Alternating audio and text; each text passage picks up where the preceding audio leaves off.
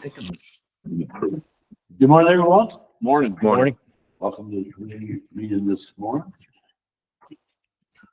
Welcome everybody here in the boardroom, everybody out there in the first room. And we will have a brief public comment period at the beginning of the meeting on agenda items, and then we'll have one at the end of the meeting. Also, that you can participate in. And I'm going to call the meeting to order this morning. We have prayer by Commissioner Goodchild. I'll lead the pledge of allegiance, and we'll have roll call by Madam Clerk Faith.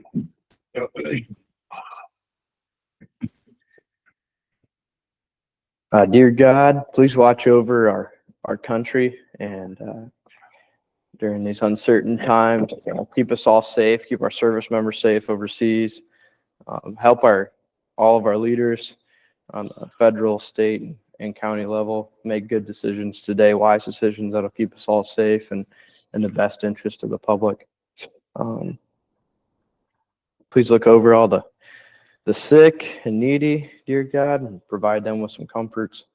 And anyone who's lost and is looking for a better path, help them find that better path, dear God. We do all this in your name. Amen. Amen. I Pledge allegiance to the flag of the United States of America and to the republic for which it stands, one nation, under God, indivisible, with liberty and justice for all.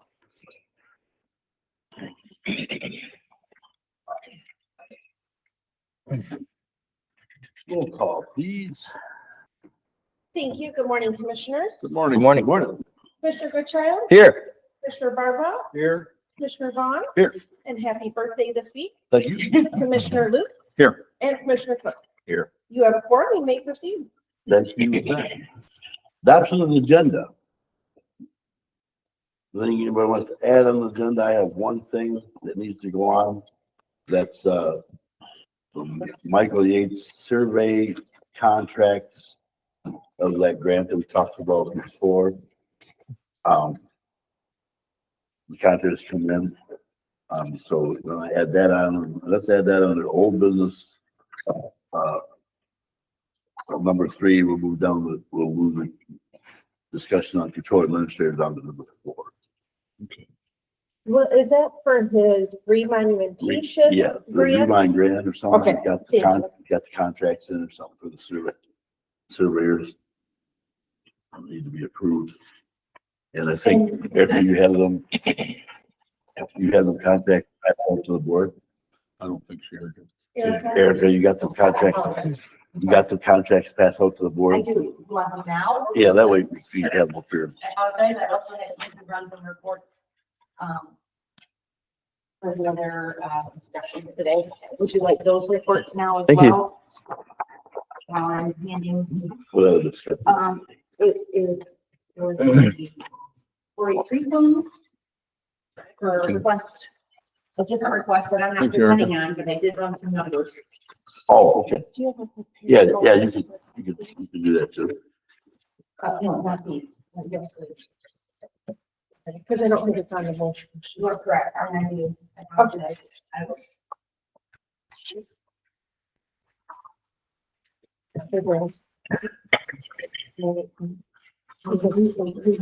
Please, adopt. Oh, thank you. Okay, great. Thanks.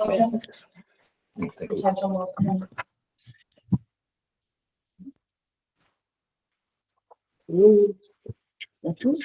And pay that. Thank you, Chair, for that clarification on that item. Okay.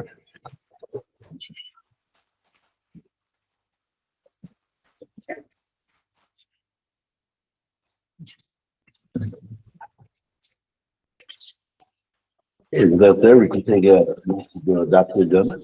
Chairman, I move to adopt the agenda as presented with those changes. Support. So moved by Commissioner Cook, supported by Commissioner Lewis to adopt the agenda with the one change of the survey contract.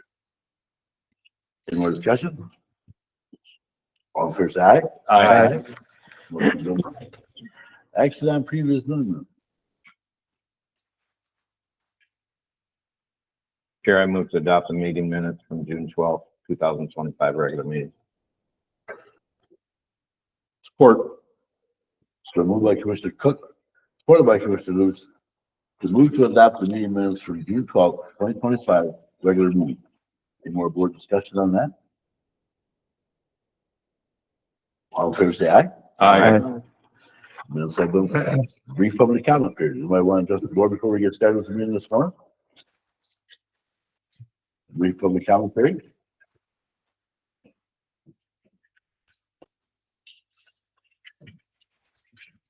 Anybody out there? Let the record show that brief public comment period was offered and we had no participants. And we'll move on to the agenda. The consent agenda. You have none this morning? Well, there is no consent agenda items. We just need a motion to approve the minutes, Just a please, motion. commissioners. Mr. Chair, I move that the committee, of the whole meeting minutes from June 23rd and 25 meeting be adopted. Support that. Then like Mr. Cook, or my Commissioner Lewis, that move to the committee of the whole minutes from June 23rd, 2025 meeting be adopted. All, any more discussion? All in favor, say aye. Aye. Has been approved. Okay, let's move on to new business. Under the new business, first thing on new business is fundraising 5K event down in Maris.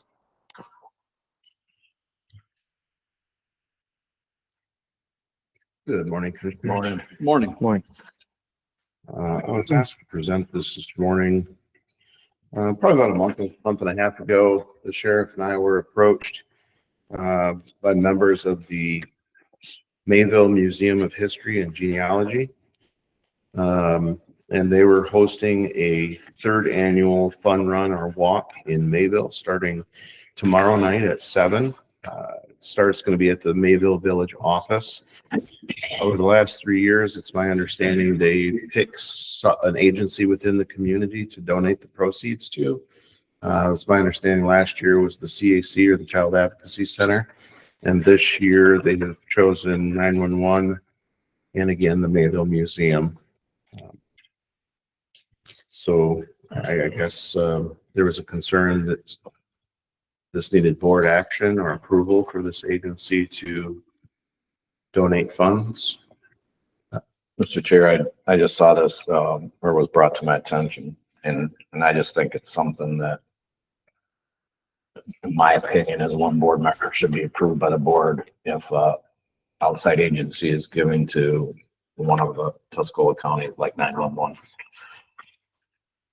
Just how I feel. You feel it should be board action? I think so. But I'm just one board. I'm just one board member.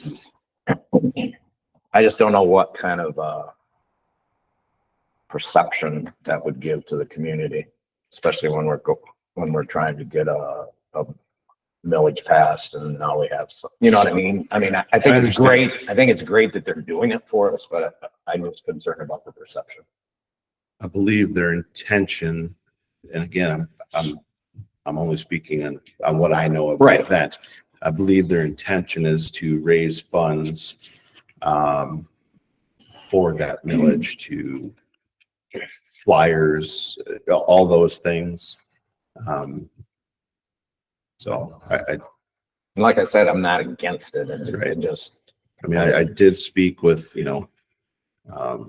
front office to see if we could take donations, and we could.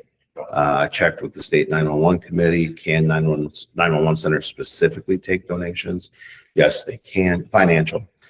We do have a good supporting community that delivers pizzas every now and then, or subs, but this is the first time that I'm aware of ever receiving a financial donation.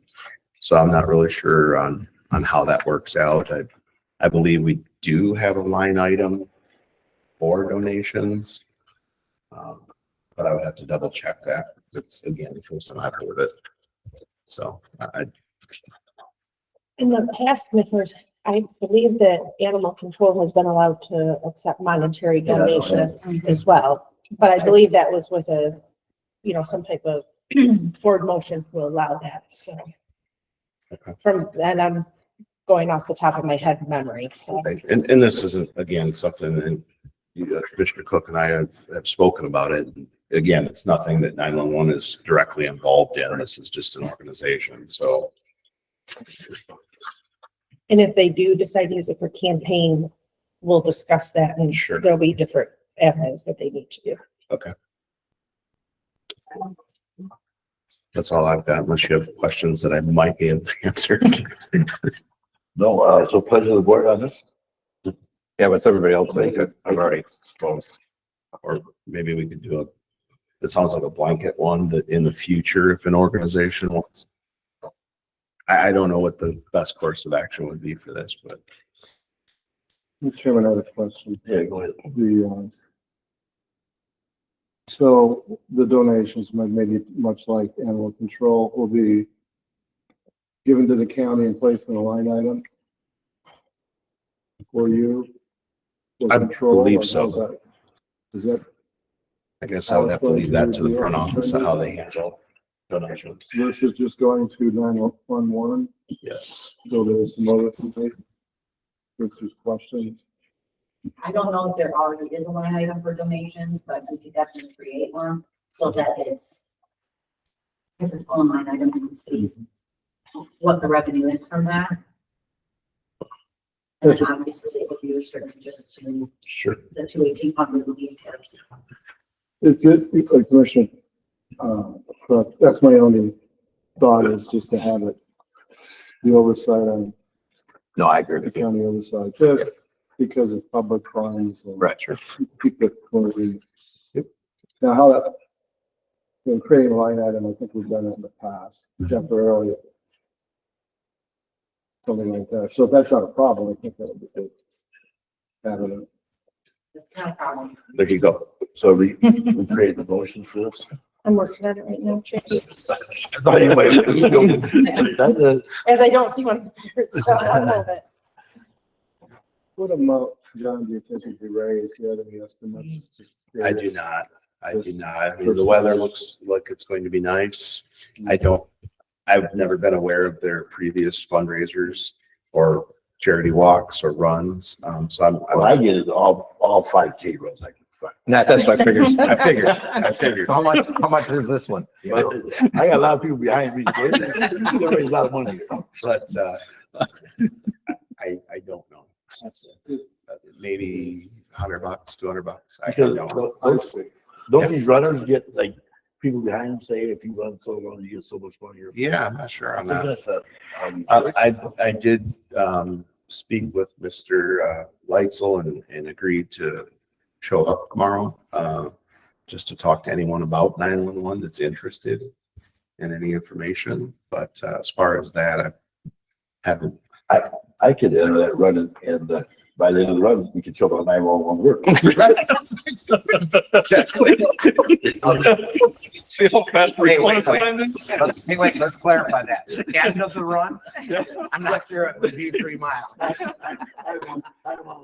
Hey, we'll give you a medal. Participation medal. Oh, God. Maybe you need a line item for medical funds. Yeah, can we get a line item for that? $100. $100,000. Sure. The only other question I would have is sometimes donors have a restriction on the funds. So they'll say, I would donate this much money to the county and it can only be used for this reason. So I don't know what their intent is, or if it's just a general donation to be used for whatever. So that would need to be outlined as well. If they would like restrictions on that, then that would be a further discussion. I don't know if this volume of revenue, if they're going to put a restriction on it, but on occasion, people, for example, when they pass away, they will donate funds to see with specific intent in mind. I guess we can deal with that then. Well, Chairman, John, is that a one-time? Yes, as far as I know. Not Yes. perpetuity, like this line item would be on there for perpetuity, because I'm thinking that even if it was designated, that being designated to that. I believe, and I don't want to speak out of turn, I just haven't been included in these plannings or conversations. But I believe, speaking with Mr. Leitzel, it is their intent again, to use the funds for a campaign fund if we should choose to pursue the millage. And again, he's discussed a committee, and as has Jennifer Leitzel, you know, that should a committee be formed for the millage, then that money would be transferred or used for that. I don't know. And again, I'm spitballing here. That raises a flag for me. You said campaign. I thought this was for like racing and rewards. It and is, stuff. but- But when you say transfer whatever to the campaign, I'm not so sure that's appropriate. Okay. I'm open for That's discussion. a gray area. It's a very gray area there. That's endorsing. The county is very limited as to being able to ask for a yes vote. They are only going to be able to distribute facts. There are going to be expenses that the county will incur in order to distribute those facts. Mhm. But that would not be campaigning. Yeah, if they're gonna, If they would like it to be for campaigning, then we need to start a campaign finance ballot question committee. And that is independent of the county. And maybe I'm that's what I was using gonna the say. incorrect terminology. Again, I'm spitballing because I haven't been That's what I was involved. gonna say, if that's the case, you need to put a committee together. That's a campaign finance committee. If And have that's, their funds, you know, if that's the case. if their intent is to allow, the informational flyers to be prepared, instead of it hitting general fund for the county to be able to be used to provide those informational flyers, we would have to look at that a little bit more in depth to make sure that that's allowable, that a donation can be used for that. As such, when, let's say we did the jail, there was some informational flyers prepared. And I believe that came out of like the sheriff's line item. Mhm. So I think if you're looking at that as a donation, I think that would be something with further research needed. Yeah, I agree with, especially, you know, And Chairman, taking up what you're saying, you have to be cautious on what you put on those flyers. Very. So you can't advertise the that'll race have to- and the millage that would be inappropriate in place of county and And when we get that Position. far, that will need to be something that's reviewed by legal counsel, in order to make sure that we adhere to those guidelines. So Chairman, if we do make a motion on this, there's a lot of caveats that just came out of this from, you know, awards, the trophies, in my mind, for some racing, but this has gotten a little bit broader. How much exposure do you want to place the county in? Because all of a sudden I swung around and thought, you handle, but keep the county out of it, especially when you're talking perhaps being used to campaign. I don't know. I think Yeah. maybe not. yeah, But like That's a that, good that's point. my thoughts. How did we handle it with animal control? Does anybody know? I do not believe that we've ever seen well, a follow-up report as to how they've spent their donation money. because animal control is a little bit, because if you're talking, now animal control's going for money, then we'd be having the same discussion. Yeah, I got What the money can be used for, you know what I'm saying? Yeah. So they're If looking- that's their intent. Now, if their intent That's their is intent. to allow for other items to be purchased actually for the dispatch center, you know, if they need a new stand-up desk. But knowing the. If they leases- would like, you know, and if it's for operational, I don't believe that there would be the caveat on there. And speaking of things like that, John, Workers' Comp Fund that we are a member of has grants every year that I sit on that board, not that I influence Tuscola County because they take off the counties. That provide, if you make self-pay for it, they provide stand-up desks. And I just ergonomic- grabbed something. I grabbed that for an advertisement so that there is money available. I often thought and brought up in the past, the county doesn't take advantage once in a while. Well, I didn't know anything. I can about let you that. know when that comes back out again. Okay. So, Commissioner, is your thought process then just get Sean out of it, let him go ahead and do the race and they'll start making a motion that. Well, I'm a bit set back only in the sense that if it was just the race and not any potential campaign.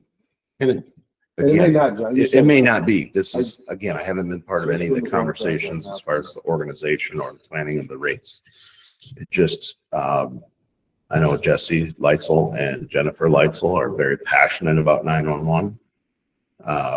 And, you know, and I don't know, this is kind of crossing into an area that's not about the race, but again, when we talked about the education piece of a millage, you know, I don't know, you know, when is a committee formed, right? At what point? You know, is it after we get the go ahead from legal? You know. It's so many days after funds have been raised. So again, you know, there's another question that I don't know.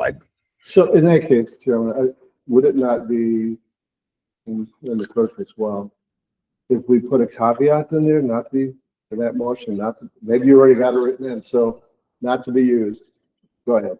If I may, and then we can tweak this as you see fit. This is what I've drafted so far. Move that any proceeds received from fundraising efforts by the Mayville Museum of History and Genealogy be approved and all funds placed in a separate line item in the 911 dispatch center's budget. Funds raised are not to be used for campaign purposes for a 911 dispatch millage. Because the ad just says donation to support 911. It don't say that. Right. It's kind of an open interpretation where. I Sounds good. don't have a problem with that because it Yeah. specifies you can't be used for campaign, so that covers. That is the motion. Let me read that one more Would you time. please?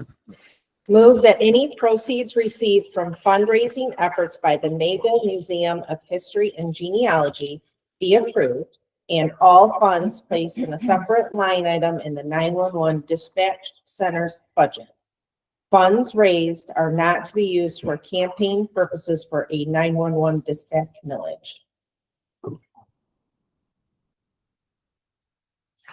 I'll support that. The motion by Commissioner Bardwell. I'll support. You gotta continue to do this. You can't really say here because I'm gonna get correct. I'll make that motion then. Okay, I'll support. then moved by Commissioner Barrow, supported by Commissioner Cook. That any proceeds received from fundraising efforts by the Mayville Museum of History and Genealogy be approved and all funds placed in a separate line item in the 911 dispatch center's budget. Funds raised are not to be used for campaign purposes for a 911 dispatch millage. That is the motion. Any more discussion? I just want to make one comment.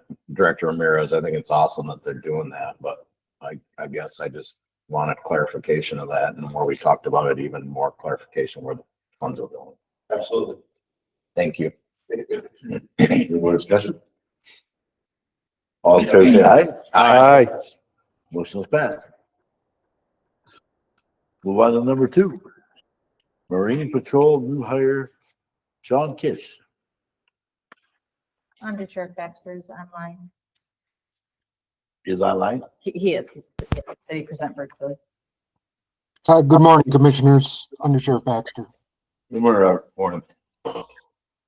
We've offered Sean Kish a part-time vacant Marine Patrol position. His background check, drug test, physical have been completed. His anticipated start date is June 28th, and he'll be at step 1 pay rate of $21.96 per hour.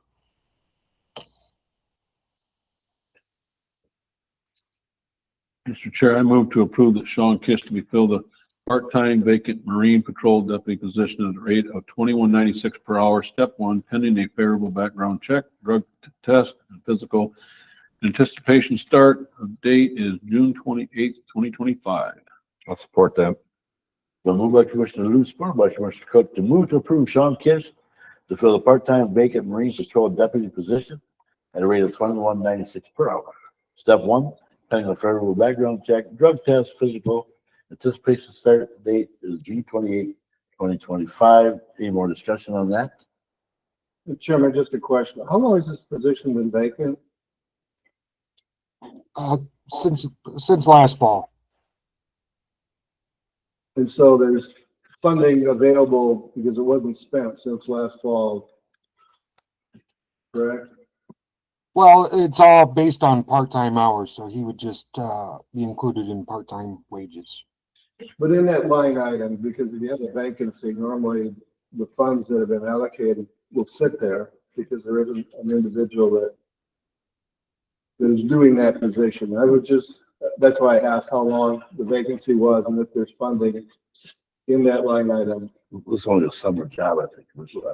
But still, I always like to understand the solvability of the line items that we're pulling money from, especially right now.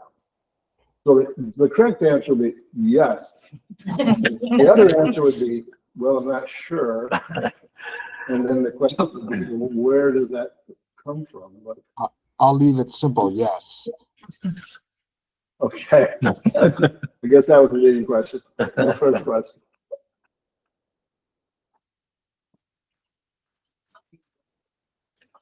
Any more discussion? All in favor, say aye. Aye. Motion is passed.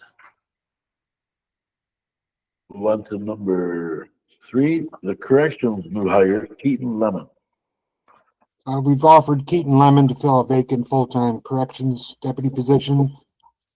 Background check, drug test, and physical have been completed.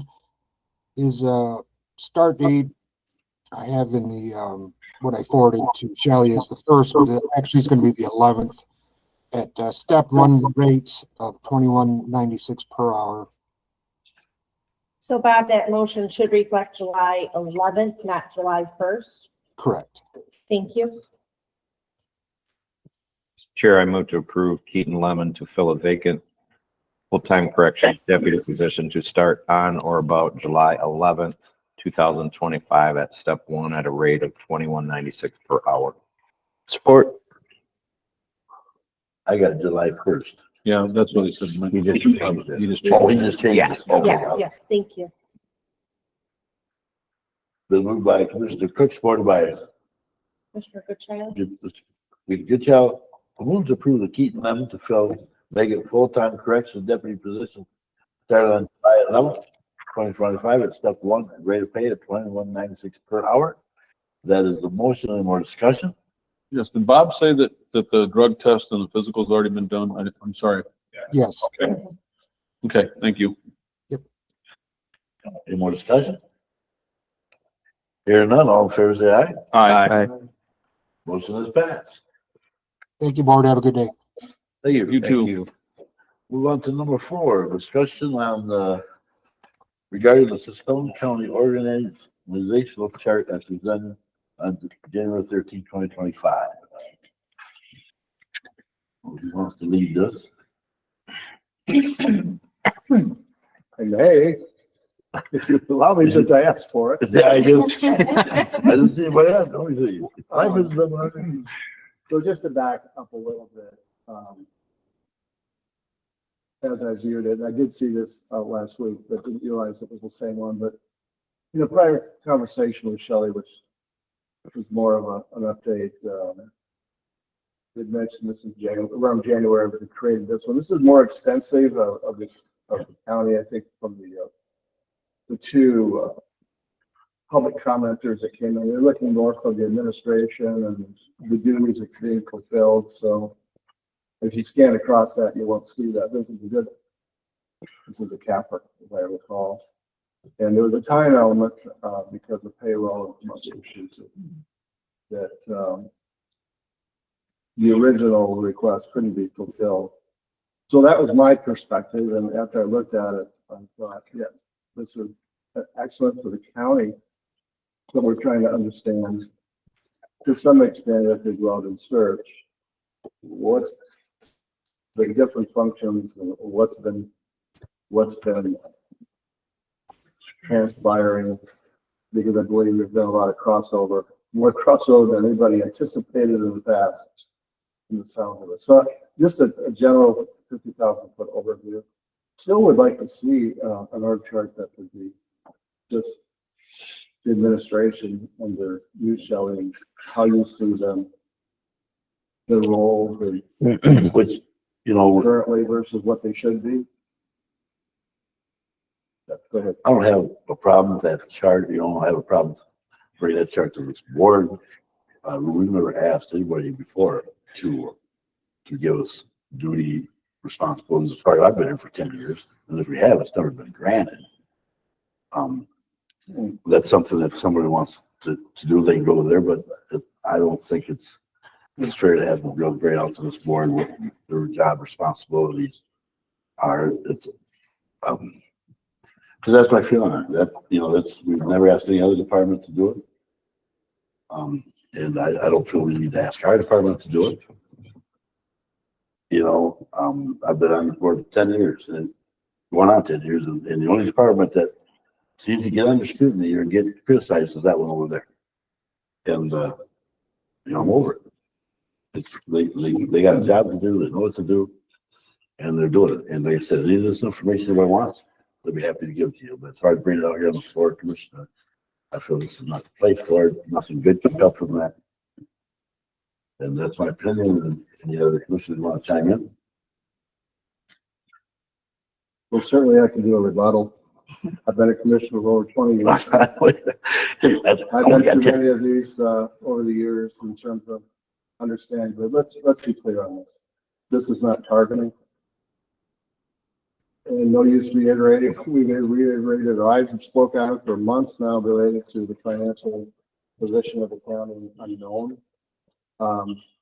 As we look for someone to shore up the financials, keep in mind that we should be starting the budgeting process next month, if not now. And I'm not confident that can be done. Keep in mind that even if you went out and did a search, you would have difficulty finding someone unless we're very fortunate. You would have the experience and acumen, breadth and depth to pull that together. Perhaps that could be done with the assistance of Erica, I'm not sure of others. But related to the organizational chart, two things I think we're missing here as a board. You should be more than minorly concerned financially. I think that's been impressive. You're all looking down right now. This county has a lack of confidence in our ability and finances. If you haven't heard that on the outside, something's wrong. Now, what does that mean? That means that our decisions reflect that confidence level. If you have that confidence level, I'd be more than happy to have you speak of it today because I'm sure the press is listening. But we're 6 months in. We don't have to repeat this. I don't have to repeat this. We really don't know our financial position. Now, an organizational chart, let me put it clearer. It is, as I said Monday, it's not the board's role to go out into that office and ask what they're doing and see what they're doing and why they're not doing what they're doing. And that was suggested, even made the paper. That is not the role. That is the administrator's role.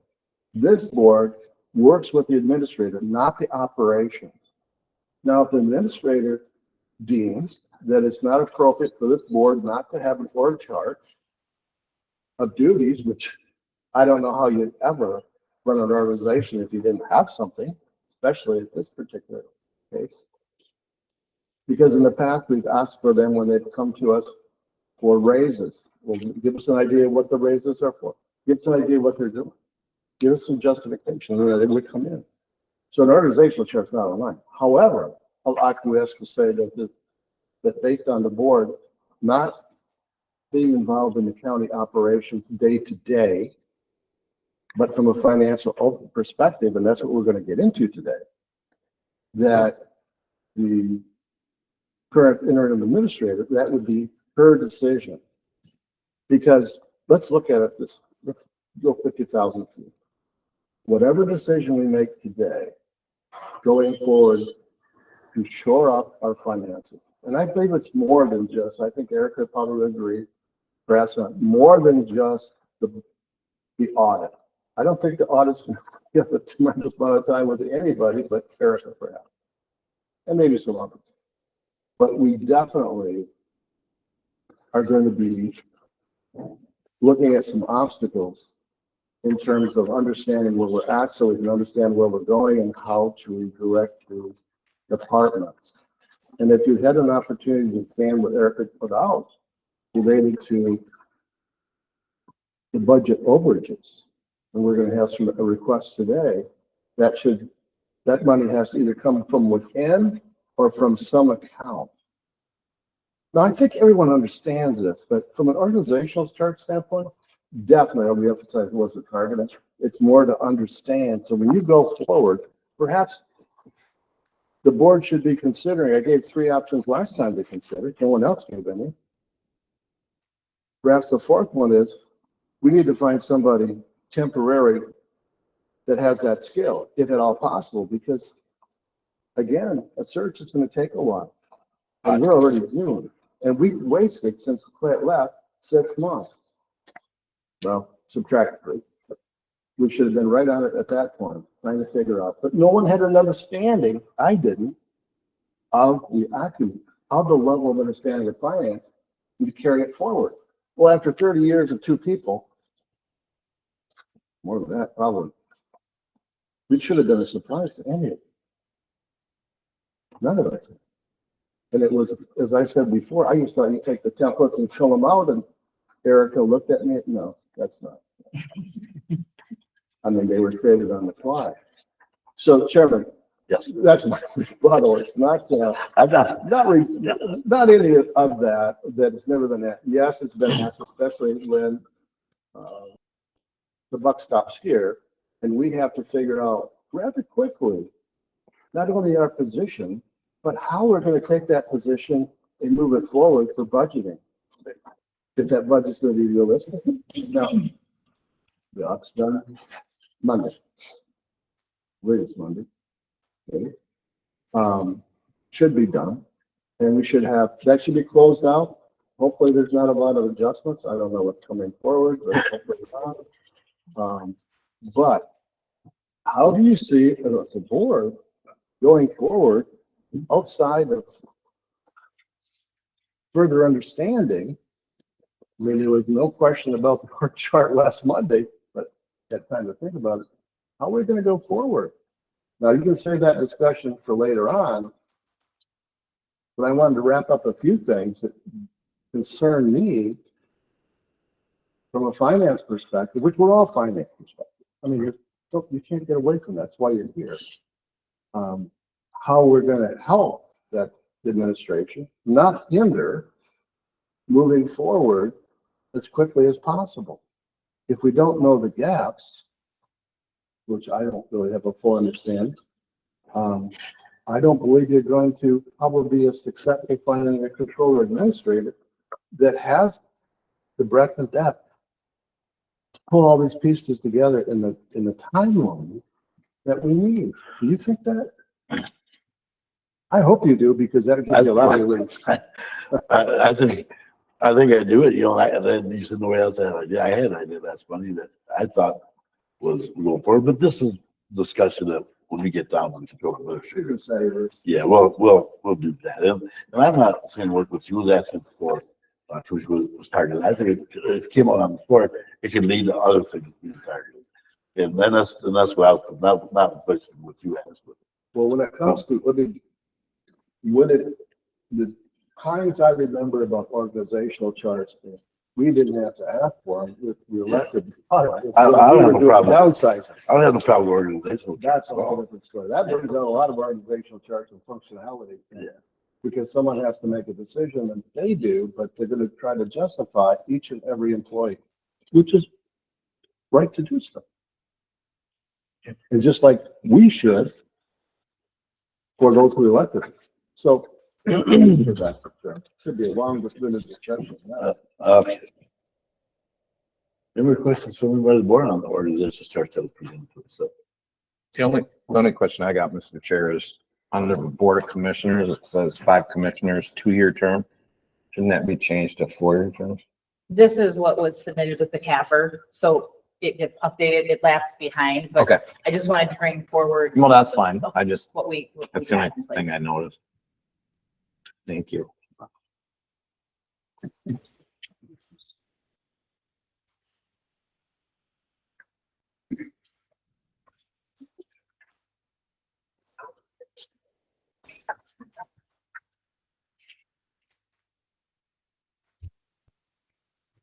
There doesn't have to be anything on that as far as motions really go.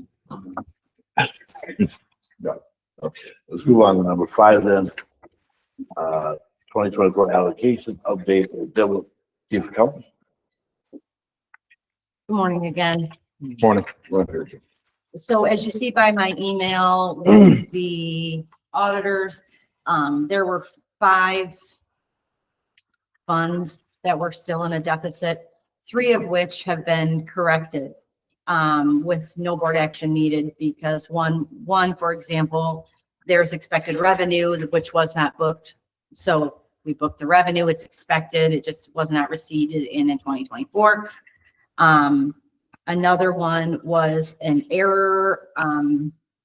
There was a journal entry by Plant Moran that our auditors advised me to reverse. So I did that.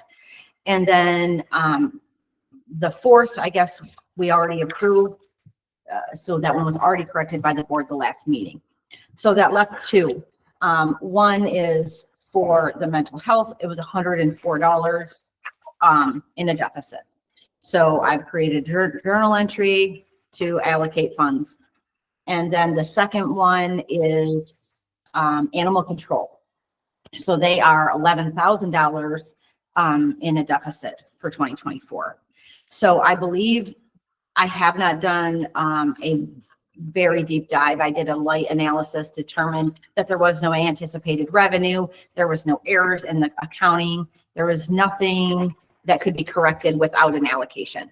However, as to why did they go over their budget, I believe there was a grant that they were anticipating that then was not received. So that is where I believe that to be true, but I was not here and I did not do a deep dive into Clayette's emails or whomever was in the seat at that time to see what the issue is. So I'm just asking for board approval to allocate the $11,387 for animal control and $104 for the mental health budget or the mental health line item. Questions for Eric? Yes. The 239, that's animal control. Yes. So we did already allocate the 2,200 when Clayette was acting as the chief accountant in the fall. And that has already been reversed. That was a temporary allocation. So what happens is, we move the money over and then we take it back to the beginning of the year because it's temporary. We just need a loan, so to speak. However, there's still 11,387 over.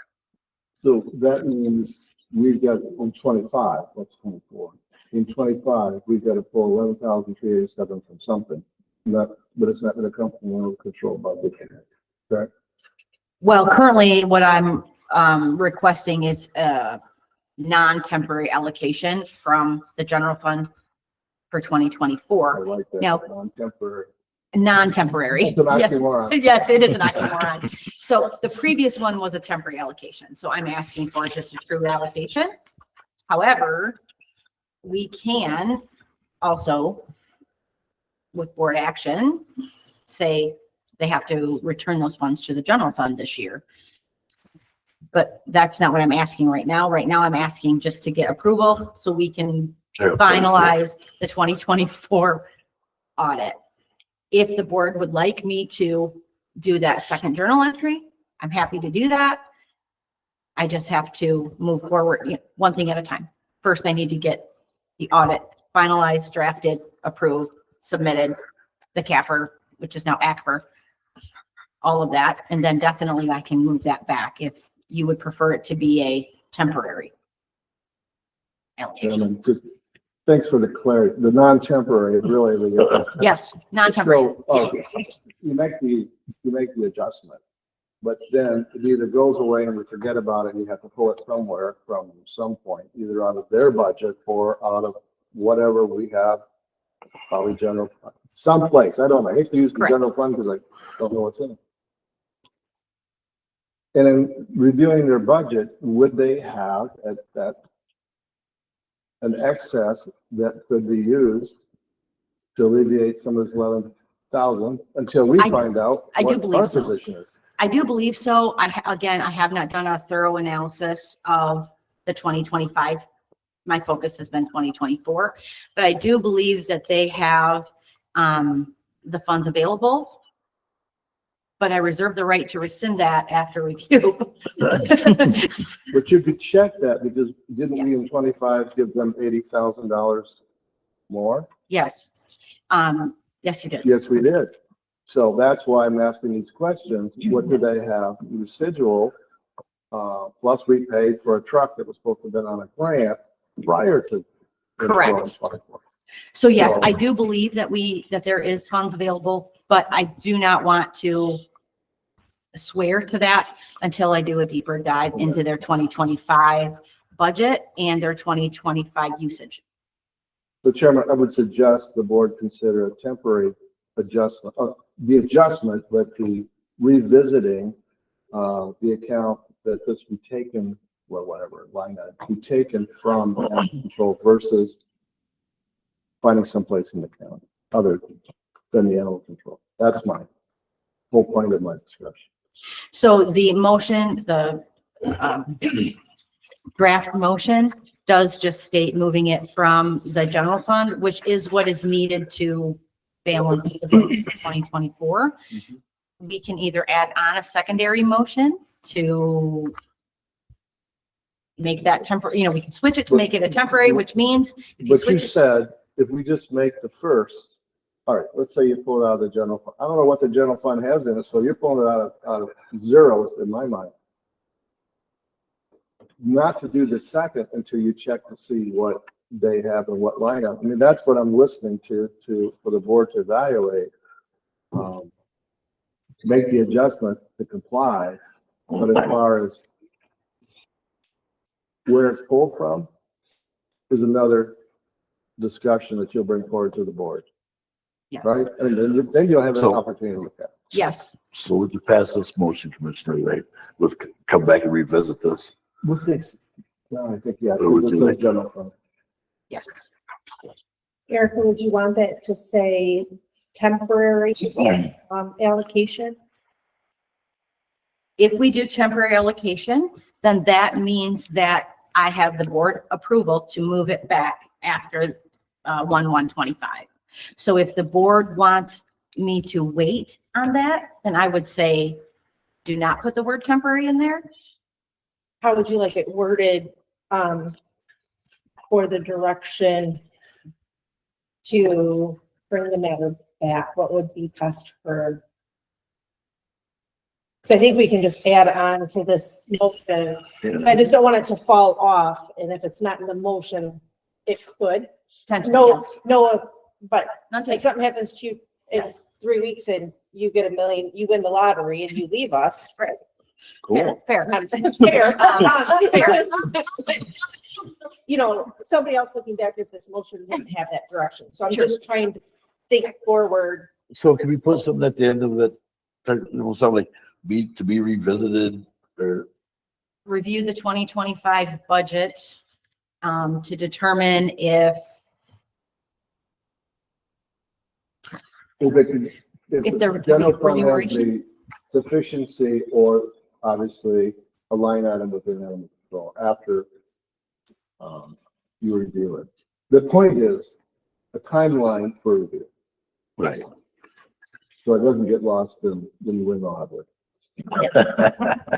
if any of you have, insight on that, I would gladly take any insight I can receive. Madam Clerk, couldn't you just put in to be reviewed during the 2025 budget process?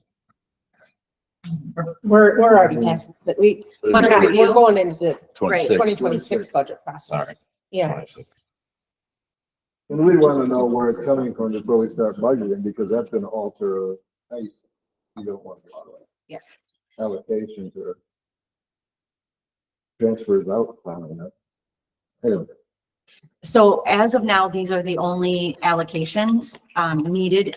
However, I have not yet received the budget, or excuse me, not budget, the audit entries from the auditors. Expect to receive those today. Expect to receive the draft today.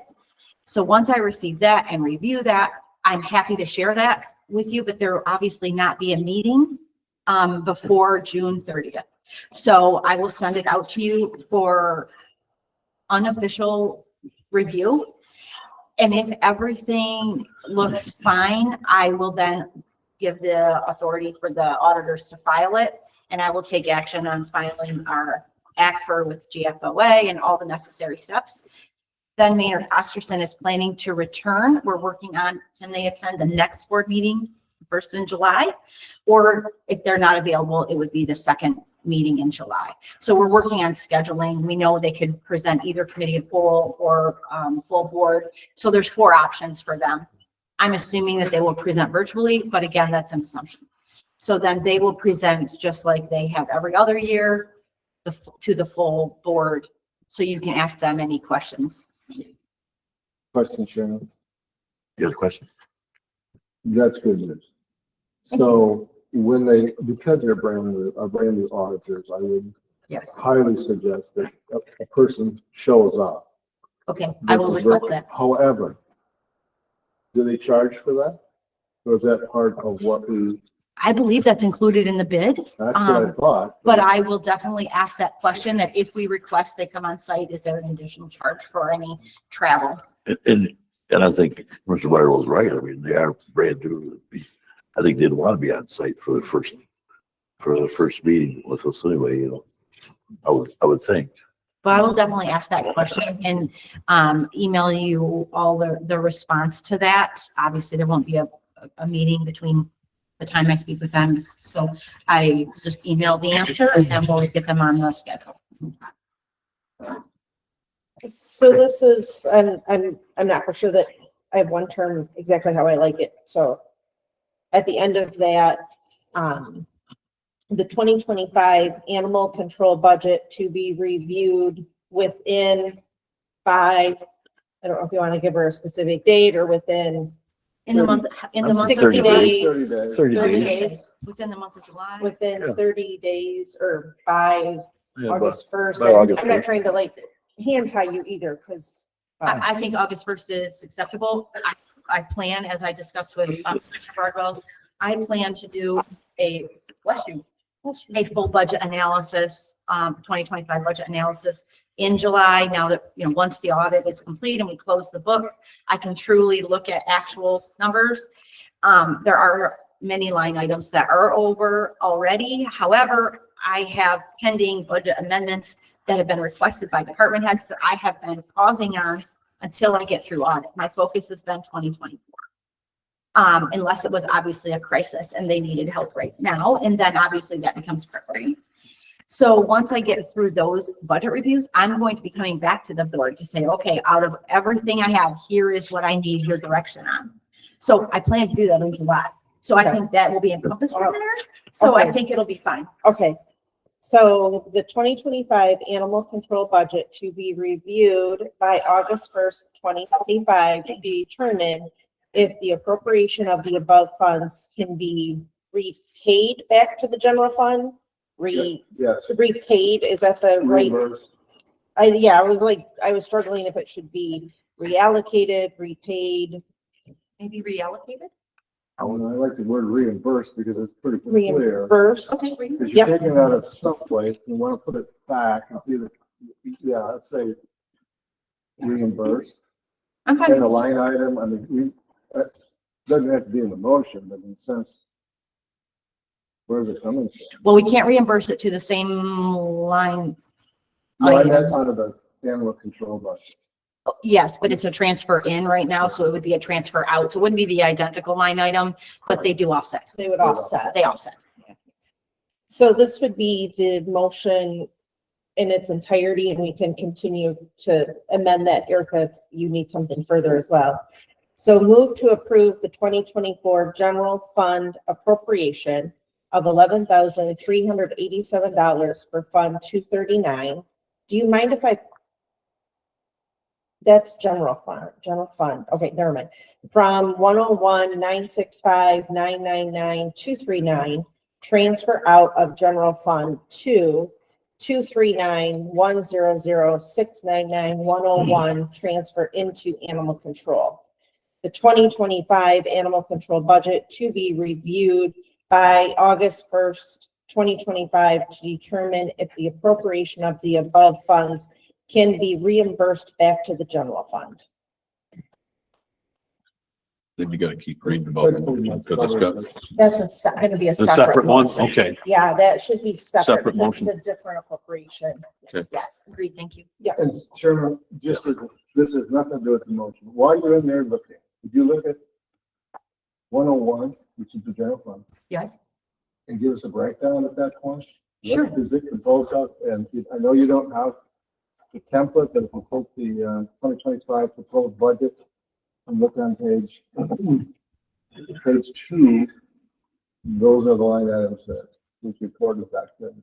okay, So it'll give the board at least an idea of revenue that's unrestricted, restricted, what's PGS, what's reserved. I also intend to, update the tracker for the PGS. So that is all on my That's on your list. super important list, just not critical until audit's completed. Thank you. Yes, thanks. All right, sorry, segue, but back, I'm sorry. And Eric, do you think that motion gives you what you need Yes. as well? Okay. So the motion would be move to approve the 2024 general fund appropriation of $11,387 for Fund 239 from 101-965-999-239, transfer out of general fund to 239-100-699-101, transfer into animal control. The 2025 animal control budget to be reviewed by August 1st, 2025 to determine if the appropriation of above funds can be reimbursed back to the general fund. That is the motion. I'll make that motion. Or Then moved by Commissioner Cook, or by Commissioner Whitewell. One more time, please. Absolutely, Chairman. It's been moved and supported to approve the 2024 general fund appropriation of $11,387 for Fund 239 from 101-965-999-239, transfer out of general fund to 239-100-699-101, transfer into animal control. The 2025 animal control budget to be reviewed by August 1st, 2025 to determine if the appropriation of the above funds can be reimbursed back to the general fund. That is the motion. Any more discussion on it? Hearing none, all fair say aye. Aye. Motion is passed. Would you please also do the motion for the 233 fund? That is on the second page. We did want that to be a separate motion for action. Mr. Chair, I move to approve the 2024 general fund appropriation of $104 for Fund 233 from 101-965-999-233, transfer out of mental health to the transfer in 233-100-699-101 mental health. Support. It's been moved by Commissioner Cook, supported by Commissioner Lewis to move to approve 2024 general fund appropriation of $104 for fund from 233 from 101-965-999-233, transfer out of mental health to transfer in 233-100-699-101 into mental health. Any more discussion on that? Yes, Chairman. Eric, is that coming out of the general fund? Yes. Is that gonna be put back also? It was not my intent to put it back as it's only $104. And, the mental health is I believe it's grant funded. I believe we may need to change that motion then, Okay. because it's saying that 101 transfer out of mental health. No, And it that's should the be- No, should be general fund. no, that is transfer. So 101 is it's a line item to transfer from general fund to mental health. Right. So That's that's- not how the motion is though.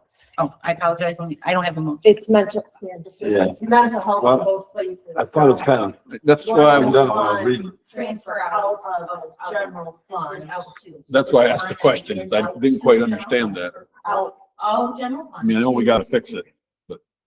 Transfer into here, mental health. So this should be, you're going to transfer out to from, you're moving it from here, general This fund. is the title of the line item. It's called transfer out to mental health. And that's a 101 line item. Yes. So this is transferring from general fund to mental health. That's what this line item title is.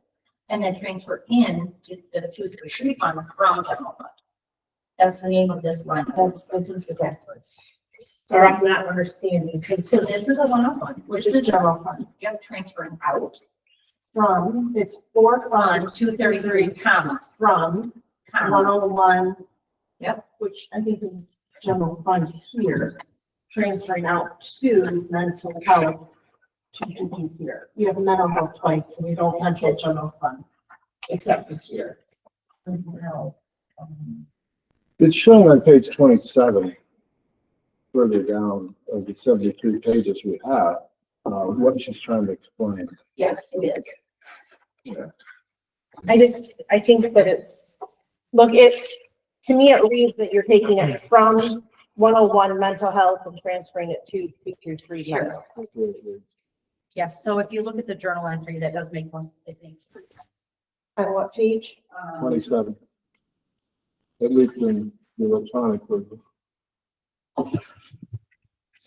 So you're transferring out to mental health. And then you're transferring in from general fund, but the title of it is. I don't know. But you're taking money from 101 and putting money into 233. That's correct. So you're transferring from general fund, putting it into mental health. Yes. This is, you're taking it here, transferring it out here. So I see how you have it written From here. 101. Which the title of that is. Transfer out to transfer into from general fund. Yes. This shouldn't be mental health. One of the mental health, it's written, Okay.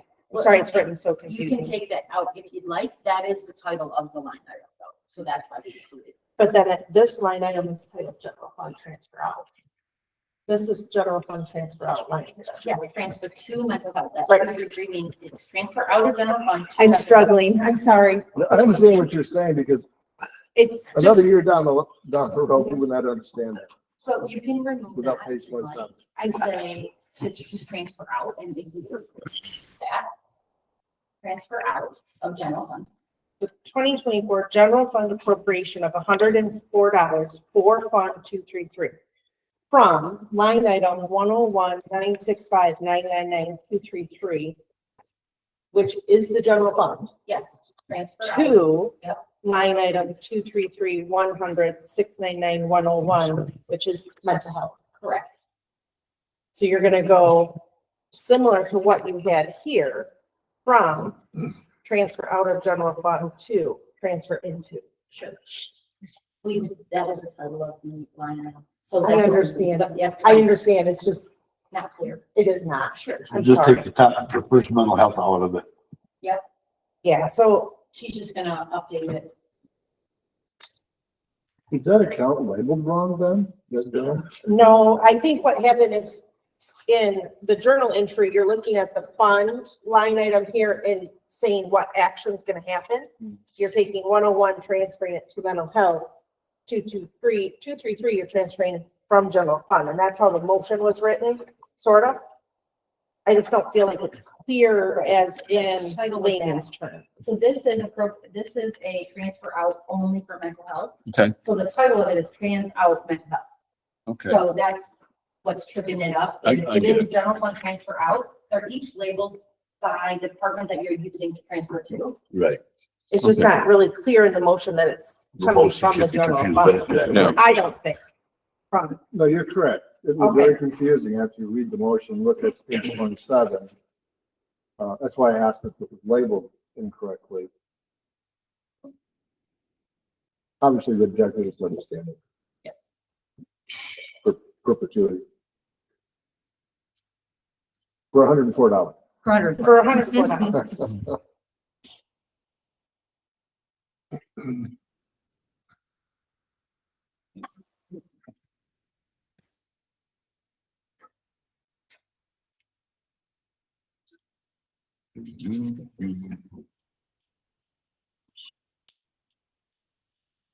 What I think would be clear, and correct me if I'm wrong, to approve the 2024 general fund appropriation of $104 for Fund 233 from General Fund 101-965-999-233, transfer to 233-100-699-101 mental health. Perfect. Is that, I just think it's worded Is that- in more I think layman. that, Provide more I clarity. think that to the works. board? I think that. I was just confused. That's why I asked. No, the I'm glad that you did, because after I reread it, it was, thank you, double. Jody, that was No, helpful. I'm so sorry for the confusion. So is So- that do you want to withdraw your previous, or is that a friendly amendment, Commissioner Cook and Commissioner? I don't think we've Wu? done it. Yeah, we did. Did we? Yes, we have. Yeah. We were in discussion. The new motion is fine. You know, support Friendly that. amendment, just in that clarity. Yes, ma'am.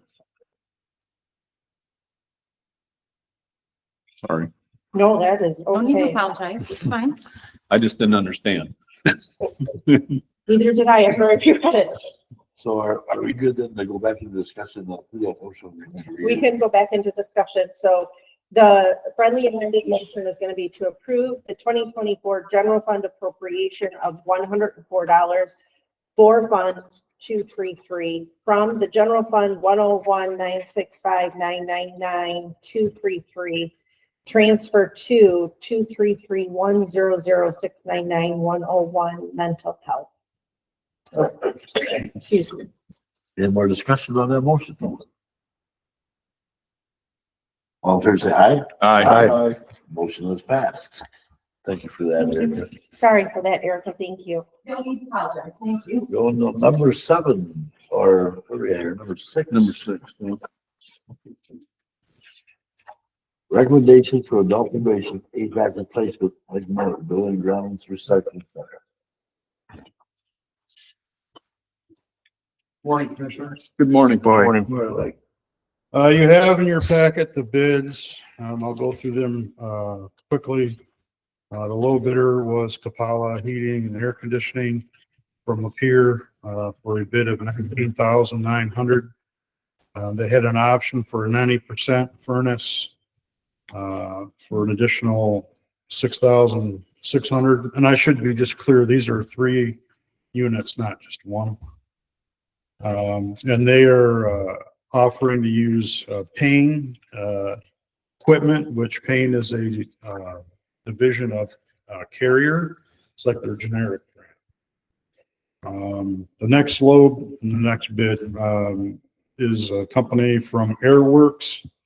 They are from Sanford, Michigan. They are offering to use Train equipment, and their bid was $26,396.46. And then the last bid I had was from Engineered Climate, from Auburn Hills. And they are also using Payne equipment, and their bid was $28,630. Now, normally we go with the low bid, but I am not recommending that one. I'm recommending the bid from Airworks at $26,396. what was the first bid again, Mike? The first bid was 19.9. And my reasoning for that, there's a couple of reasons. One, the equipment that they're offering only has a 1-year warranty on parts and labor and a 5-year warranty on the equipment, on the compressor, sorry. But my biggest concern was I did speak to all of these, and seeing as none of them are local, I asked about service. If we have an issue, how long will it take you to get somebody here? None of them had a problem with getting somebody here, but I had the guy, his name was Tom, from Kapala, told me that there'd be no problem with getting somebody here as long as the unit was under warranty. But once the warranty ran out, then there might be an issue.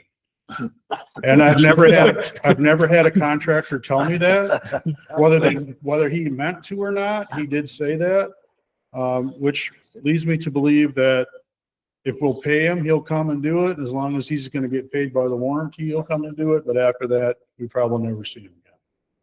That's my opinion. But when he told me it might be a problem for them to come to do service after the warranty, seeing as the warranty is only a year, gives me a lot of hesitation. The Airworks, their equipment is Train. Train has a 10-year warranty on parts and labor.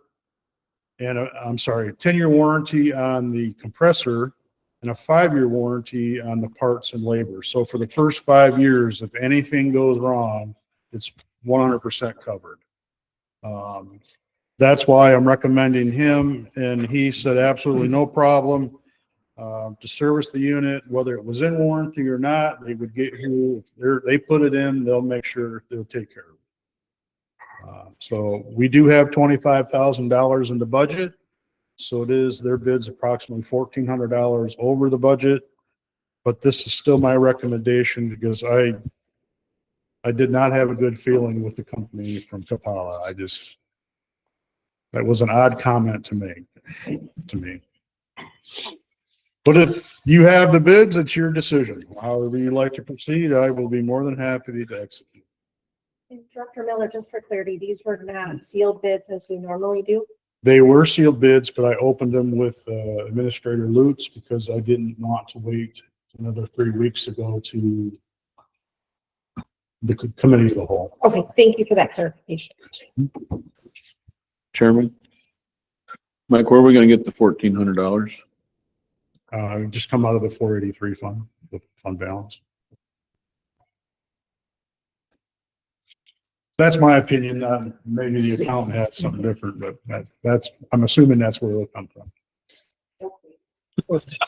Follow up to that, 483 is capital, Yes. which is 243,000 is budgeted in it. And I was just curious. I'm not worried about the 1,400 as much as 19,000, but do you plan on exercising all the capitals this year, doing them?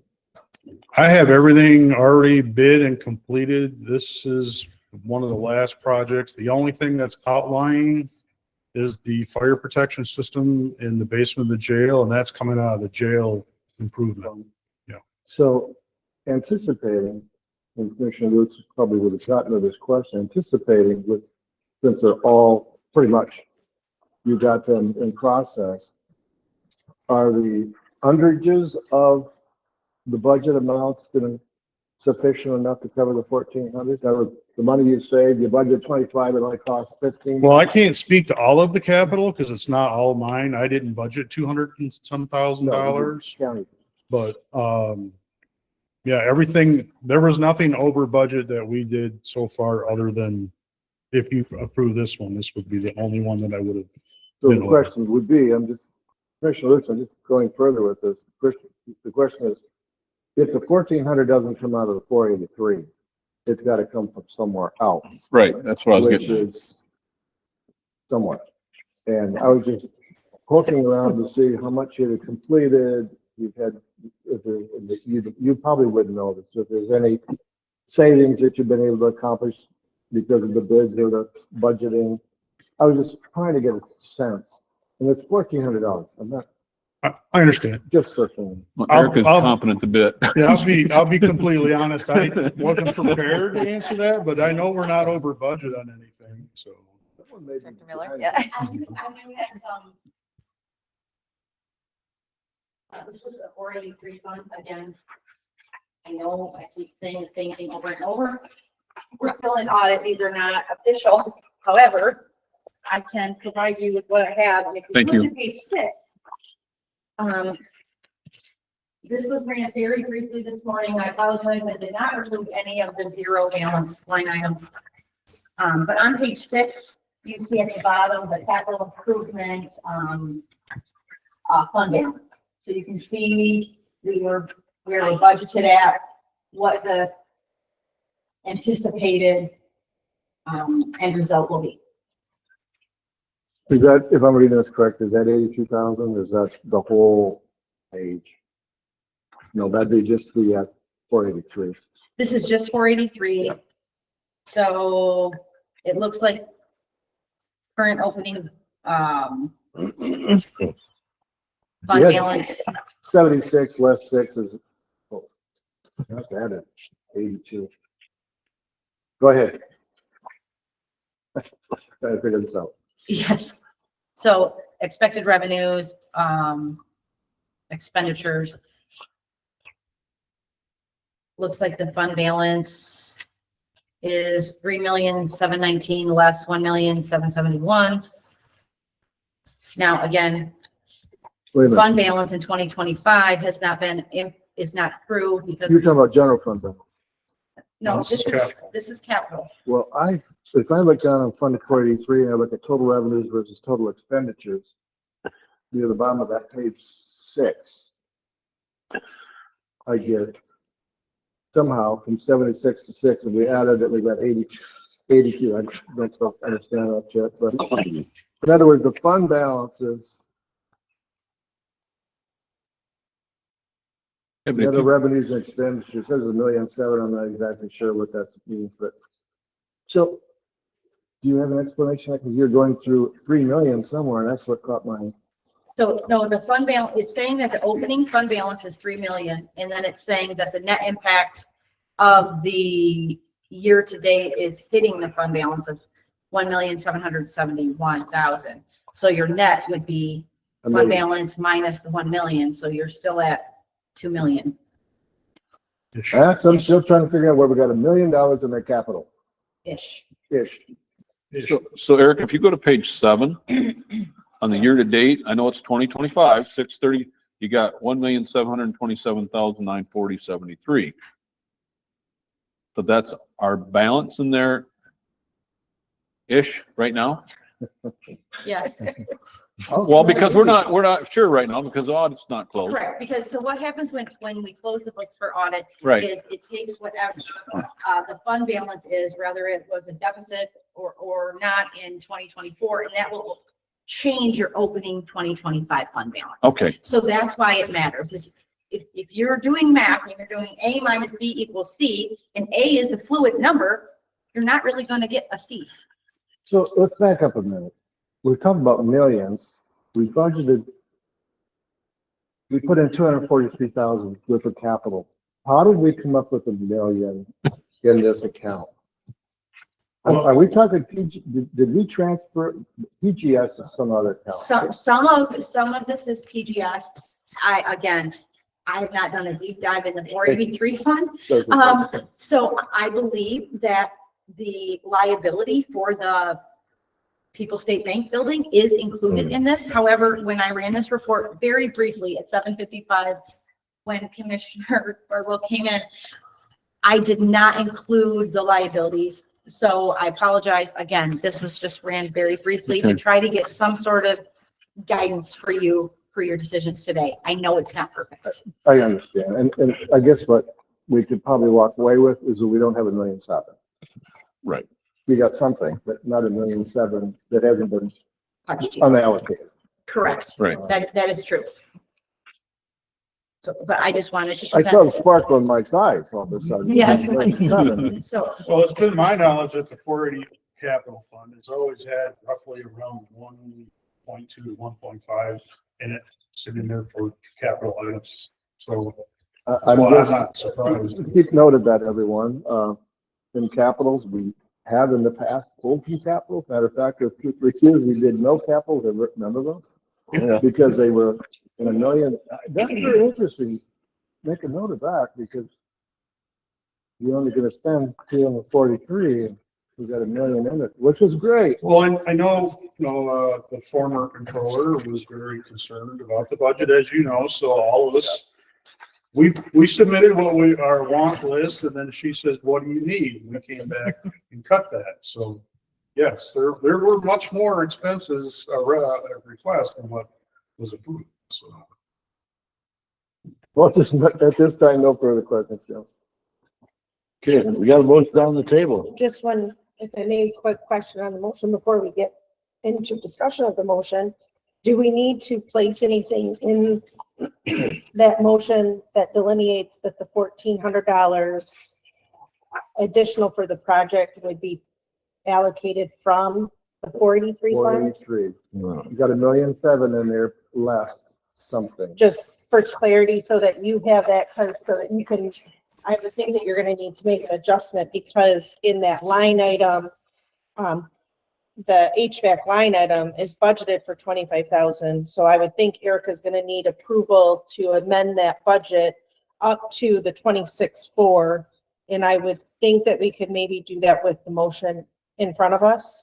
Would that be true? I'm looking to Erica to make sure that I'm asking for the right thing for her to make that happen. Yes, you could include, budget amendments are authorized, and if the board is so inclined, you can say it from, the capital improvements, On balance. fund balance. Yes, thank you.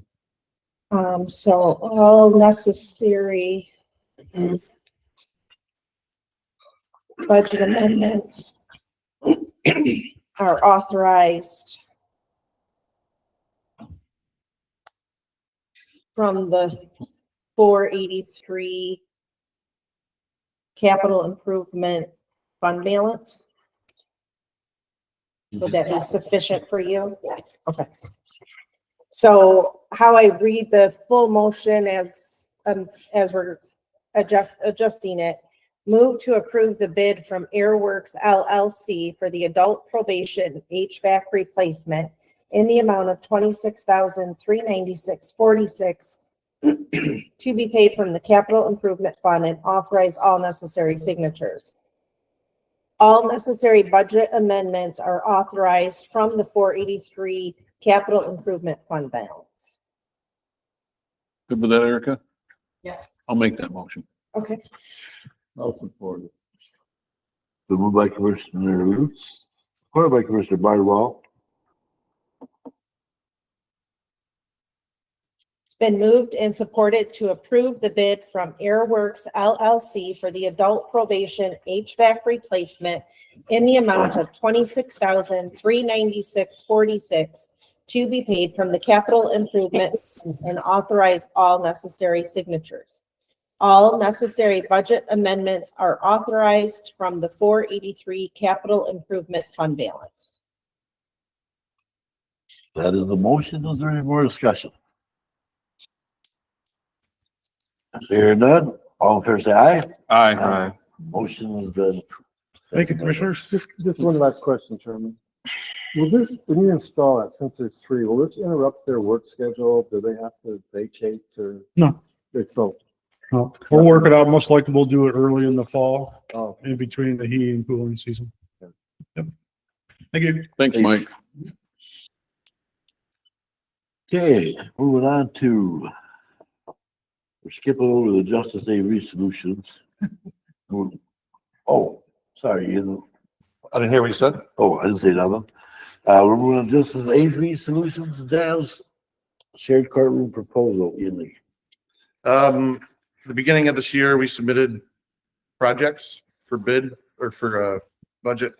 And I was going to build a video wall in the People's Building for our conferencing solutions. It was then brought to my attention that the courts intend on holding hearings in that building when available.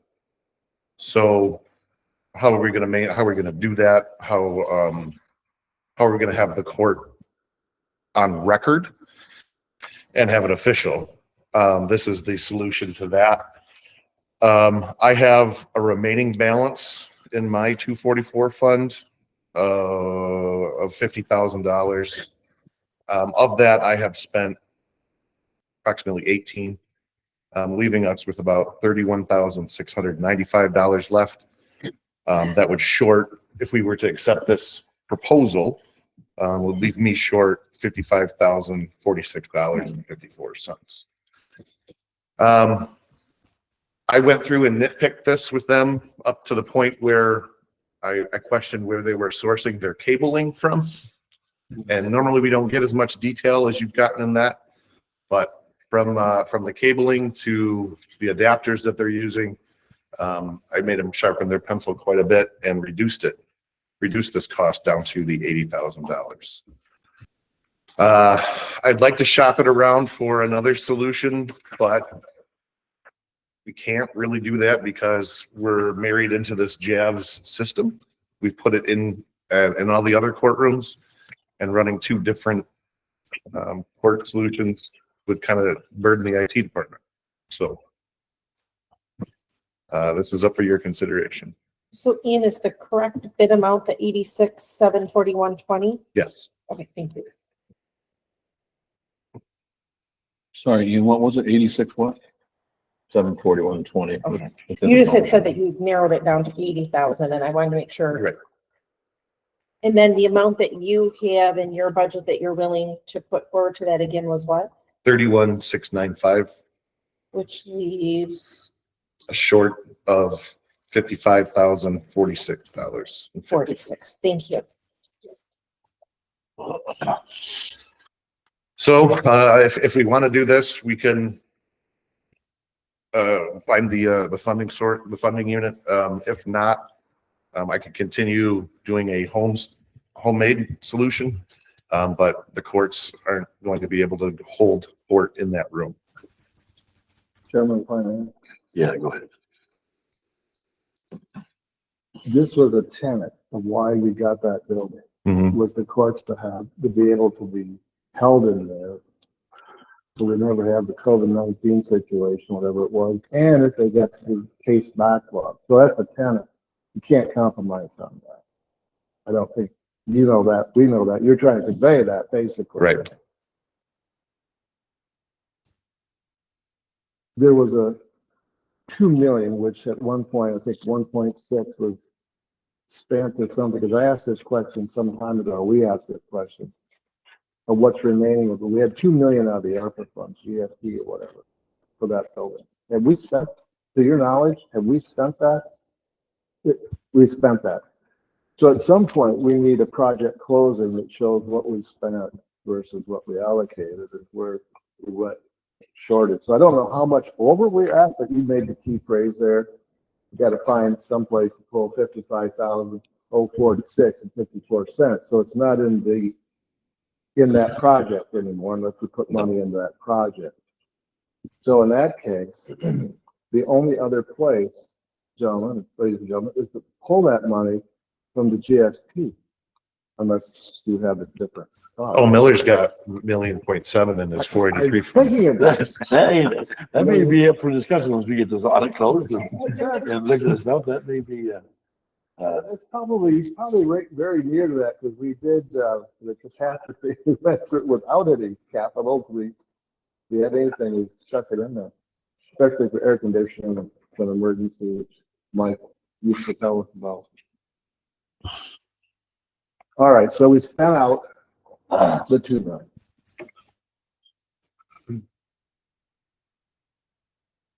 So is there a line item that this can be pulled from in your mind, other than just say general funds? I don't know if there's anything in the general fund. We're projected not to be anything, but other than the general fund had GSP in it, which was 1,600,000 or 9, but anyway, $250,000 supposed to be going out at the end of the year. So, Chairman, how do you want to proceed with this? I guess the only option it would be to pull it out of the GSP and hope for the best. that'd be the only option for now. Or capital. Or capitals, and we'll know that here. By the end of July, we're gonna, once it's all, we're gonna know exactly where we stand on a lot of this stuff. So that would be the two options if the board, any other board members got anything you want to add to this, so. Mr. Chair, I probably already know the answer, but the courts can't kick anything in. I have not asked. I mean, is that Commissioner Bardwell, you think that's an ask he shouldn't make or what? Who's going to ask? Who are we going to send? Well, this was set up for this project. This was supposed to cover this whole gamut that we put together. Now, that was 3 years ago. We sat there for 2 years, long time just paying No, the rent.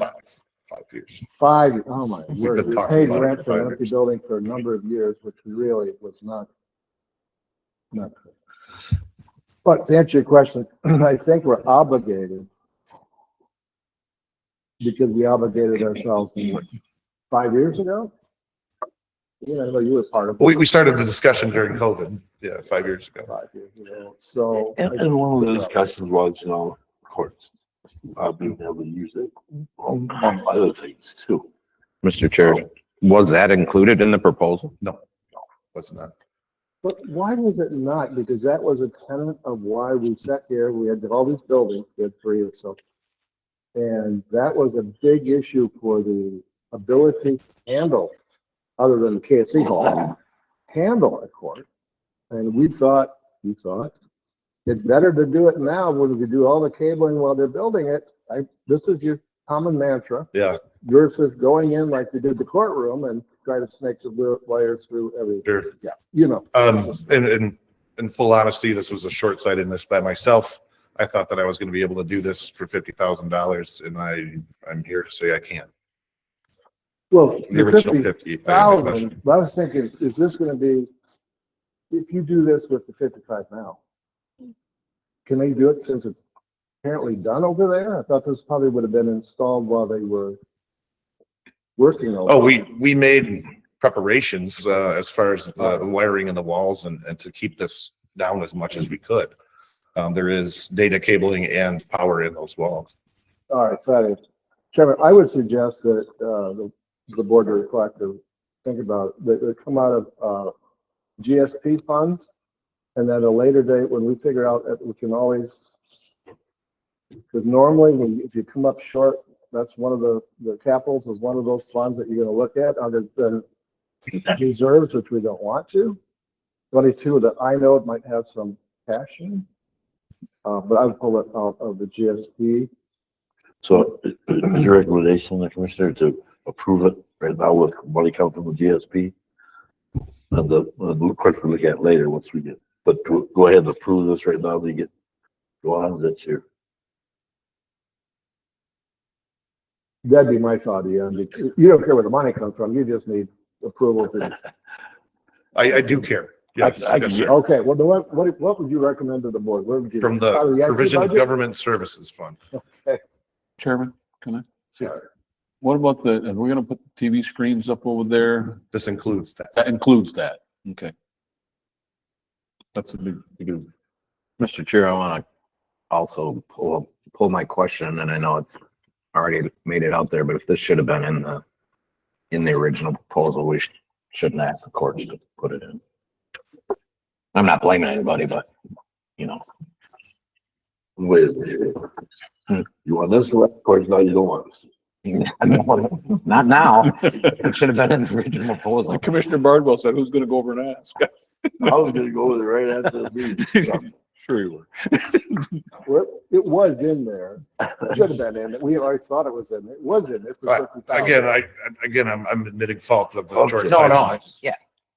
Let's go, 5 years ago. let's go to the motion. That says a motion to approve Justice Avery Solutions Jazz proposal for new shared courtroom for the People's State Bank PPS to be paid from, that would be the general I fund? think that this will need to be Or adjusted PDS fund? as, That's why I'm yeah. reading it, so just to see where we got to adjust for that.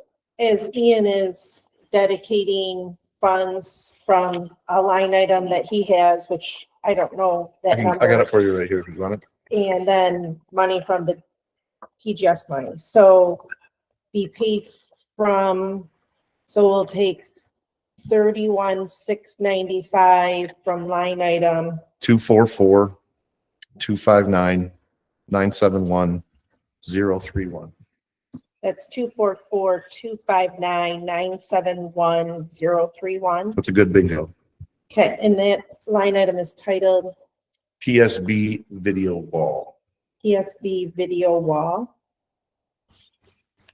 With the remaining, which is 55,046 to be taken from the PGS fund Yes. line item. I would guess, but I would Yeah. probably be wrong. So like when we do our intercounty I think we recycling, should we can use include that, that for clarity, don't you? I can go get that. You, We can pause. how that is. I just think that it would be easier for your tracking, I just want to. because then if we have to search, we can search by that line. Maybe item. we gotta change seats here pretty soon. I'm really sorry. I don't write the motions ahead of time. I prove them, but this has been a little bit more of a discussion on all of these that have enlightened some things. So I don't think that those motions could have been prepared. That's my new 7-year-old. Unlike the 5K. Yes, so No, I'm looking back of all the line items that were identified, that was not as a, cause I know the wiring's hanging out over there and stuff. I mean, it was ready for it to be installed.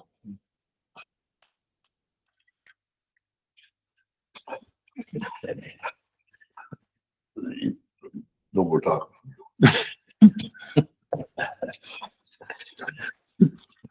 No, you keep speaking. most of our discussion today is trying to figure out what fund and what amount we have in that. location. Now, if we knew that, these decisions would have. You know, fine job reading these motions. Yeah, It's a lot of work for me today. Ian, did they give you any kind of time when they'd have that, when they'd get it done? Yeah, what's the timeline for having it done? Did they say? Okay. They can get it installed. Okay. We're not keep, hey, Jim, we're not keeping you up, are we? While we're waiting, that's something that needs to be considered too, is what exactly we're going to do with this room. And we further on down the agenda of, renting it out. Are they going to use AV equipment? Yes. That kind of thing. Yes. Yeah. Is the board going to have meetings over there? Certainly equipped for it. And that's something that should be considered. Well, at one point, part of those tenants was to have the board reside in that building for several reasons. One was security and other reasons, but you'd have to resurrect that proposal, which is a few number of years ago now when it was being presented. No, that's good. But as I recall, that was one of the designations of that room. You recall? I remember talking about it Yeah, candidly, but I don't remember there ever being a formal discussion about it. Well, we discussed it. I don't know about the formality of it because it was like everything else. This is why we want this building versus the one down at the fitness center. We'll just have to put the dais on wheels and put it over there. It was sort of, Yes, it does have wireless microphones, yes. We're meeting over there. Commissioner All Cook, right. you're up. Chairman, I have a draft Yes, to sir. read to you. So proposed motion would be moved to approve Justice AV Solutions, JADS, proposal for the new shared courtroom for the People State Bank building to be paid as follows. $31,695 from the PSB video wall line item 244-259-971-031 and $55,047 from the PGS fund line item 101-000-390-000 per the recommendation of Ian Lee, Chief Information Officer. Also, all necessary budget amendments are authorized. That is the motion. I'll support that. No, you. I'll make the motion. I'm sorry. I'll make the motion. I would love to start making motions as well. Yeah. Hey, I'm trying to move this along, all right? I'm trying to move this along, okay? Okay, so Commissioner Lutz, you will make that motion? Yes, I will. I will support it. Thank you. It's been moved by Commissioner Lutz, supported by Commissioner Cook. to approve the Justice AV Solutions JAFS proposal for the new shared courtroom for the People's State Bank building to be paid as follows. $31,695 from the PSB video wall line item 244-259-971-031 and $55,047 from the PGS fund line item 101-000-390-000 per the recommendation of Ian Lee, Chief Information Officer. Also, all necessary budget amendments are authorized. That is the motion. Is there any more discussion? Hearing none, all in favor say aye. Aye. Motion has passed. Thank you for that, Julie. Thank you, Commissioners. Thank you, Ian. And move on to the last thing on the new business is Airport Authority 2025 update. Mr. Jim Tussey. Oh, he is awake. Well, thankfully, it doesn't include budgets, item numbers, or. You got that right. Yes, I appreciate that. Good job, guys. Would you like to cover the MSU Extension Building first, the airport update, or the Airport. EDC? Airport according to the agenda first, Airport first? right, Chairman?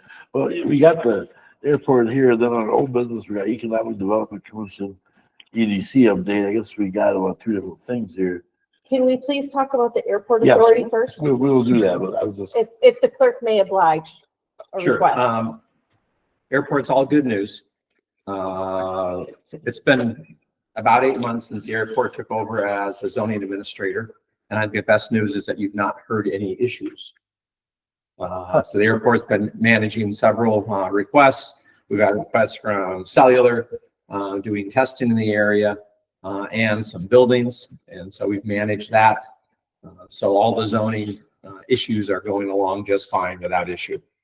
The other airport issue is the airport compliance with state law. And the way the state law works on this is that Michigan MDOT, Office of Aeronautics, they make the laws regarding the Airport Zoning Act enforcement, so to speak, in Michigan.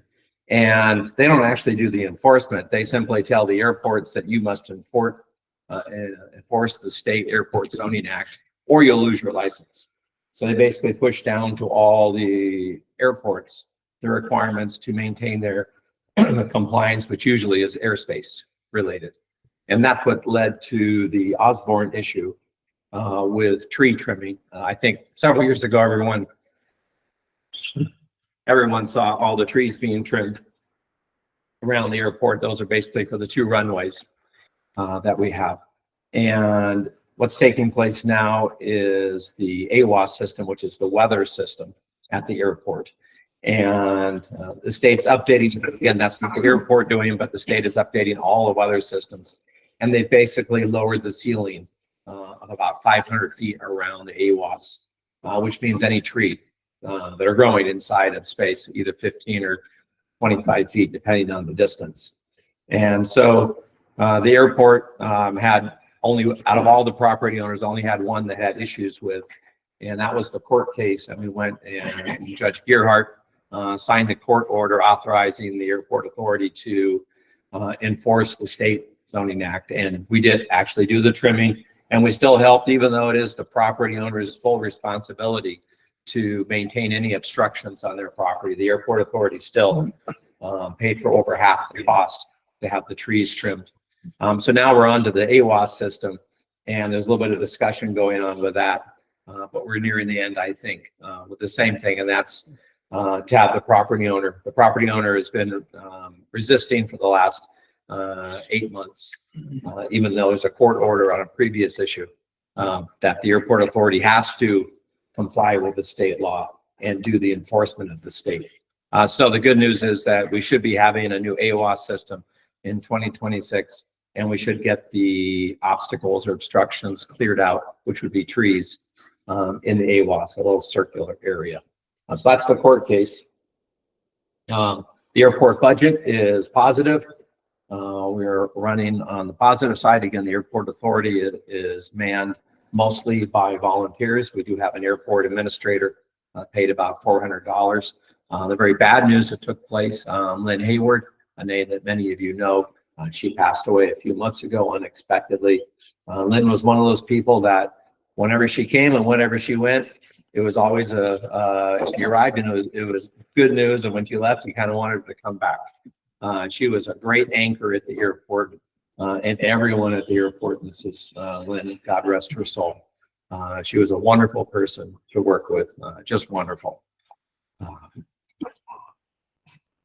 Jim, who is acting, if somebody needed a contact for the zoning administrator, who would that be? That would be the airport manager right now, and that is Joe Green. Okay. And you can reach him at That's just so I can put that, I'll update our airport records. manager for any zoning issue. Thank you. Gave you a multi-page handout. You've seen parts of this from the previous update. The other court case that's taking place is one that's been outstanding for now over 3 years. And that is with several turbines that were placed in the glide path or the landing path of runway 624.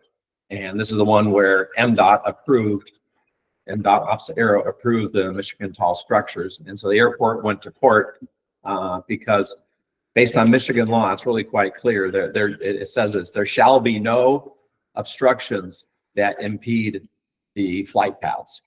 The FAA says there should be no interference based on our definitions. The FAA is actually more liberal, and their definitions were that if there's not more than 200 aircraft in a time period, then we don't care. That's kind of what the FAA said on this. But Michigan state law is clear that there can be no obstructions. And so these turbines were placed, and the FAA acknowledged that the glide path had to be increased to avoid the 500-foot minimums, et cetera, for these turbines. And so the airport authority went to court. We went to Ingham County. The judge gave us, said we had no standing. That means that we had no right to question the permit. We went to Court of Appeals, and 2 of the 3 judges in the Court of Appeals said the airport authority had no standing. Only the property owners could bring case. The one judge, which the airport authority calls a good judge, said and asked, in this case, it was the applicant doing the defending, not actually the state, asked, let me get this straight. If a turbine was placed right at the end of the runway and blocking the runway, would the airport authority have any standing? And both MDOT and the attorney said no, they could block the runway. And that's how ludicrous some of these things go. It went to the Supreme Court, which we're now 2 years on, and the Supreme Court gave what the attorneys call a perfunctory reversal, meaning that they did not even have to hear the case. They just decided in the favor of the airport. They said the 2 lower courts absolutely made the wrong choice. And so that went back to the same judge, Judge Giammo in Ingham County. And Judge Giammo ruled against the airport when it went to court. And now it's at the Court of Appeals. And we're waiting our oral arguments at the Court of Appeals. So that is not this is not a case against turbines. This is a case against the turbines being placed in the flight paths such that they disrupted the flight path, such that they made the flight path steeper. And both the FAA and MDOT are very clear that the glide paths are meant to be at a safe level, and you can't interfere with those. But these turbines were allowed. There's only about 3 in total that were affecting the airspace. So it's not the entire project. It is the ones that were placed directly in the path. And we do not know. It was all communicated to the applicant that they should not place turbines in the flight path, but they so decided to do that. So that is the court case. And that's the summation of the court cases. As far as equipment, we talked about that last time. We do have a new payloader. That's very important. We also, that's for snow removal and such moving around. We also are in the process of bringing in what the state calls an SRE building, snow removal and equipment building. That is for the storage of our plows and our payloader. That's about a $400,000 building. Again, it's one of these magical things. Every time we buy airplane tickets, the FAA pulls out some tax out of that money, and that gets distributed to the states, who distribute it to the municipal airports. And the budget that our airport gets is over $500,000 a year. And it's a 20-to-1 budget, which means the airport puts up $1 or the airport puts up $1,000, and we get 20,000 in the community from the FAA. And so these are big numbers. I mean, we'd all love to have that multiplier. And so for the building, even for the SRE building, that's one of those cases where it's 100%. It's not even a 1, not even 1 to 20 ratio. And as a result, these are ways that the airport is bringing in extra resources into the community. For example, maybe the biggest news today, we all know the moving wall is in town over in Almer Township. They have the motorcycle escort yesterday, and state police and local police too. But there'll be a Bell Huey helicopter there, which I think will be available from just this afternoon. To get rides, if you've never ridden a Bell Huey, it's from this afternoon. I think rides are $125, and it'll go for this afternoon and then the next couple of days. But I would aim for today and tomorrow to make sure. But that helicopter is being fueled by the airport. And so that to get the helicopter there means we had to have fuel locally. And so these are the subtle ways that the airport brings value to the community, enriching the community. Any questions on the airport? I do, Chairman. Yeah. Jim, when you mentioned the Ingham County, went to the Supreme Court and ended up, whatever you called that I'm sorry, decision. speak a little bit the acoustics. I have a really hard time. When you went to the Supreme Court and they just ruled on it without even getting before them, that the opposite of the two lower courts. You mentioned you had to go back to the Ingham County Court. Yeah, it's kind of How funny. did that work? I thought the Supreme Court would override. The Supreme Court ruled that the lower court ruled that the airport authority had no stand-in, which means you have no right even to bring this case. So they didn't even hear the case. They just said, you can't even come before the court. So they blocked the doors. So we went to the Court of Appeals saying they shouldn't have blocked the doors. The Court of Appeals, 2 out of 3 said, no, they're right. They blocked the doors.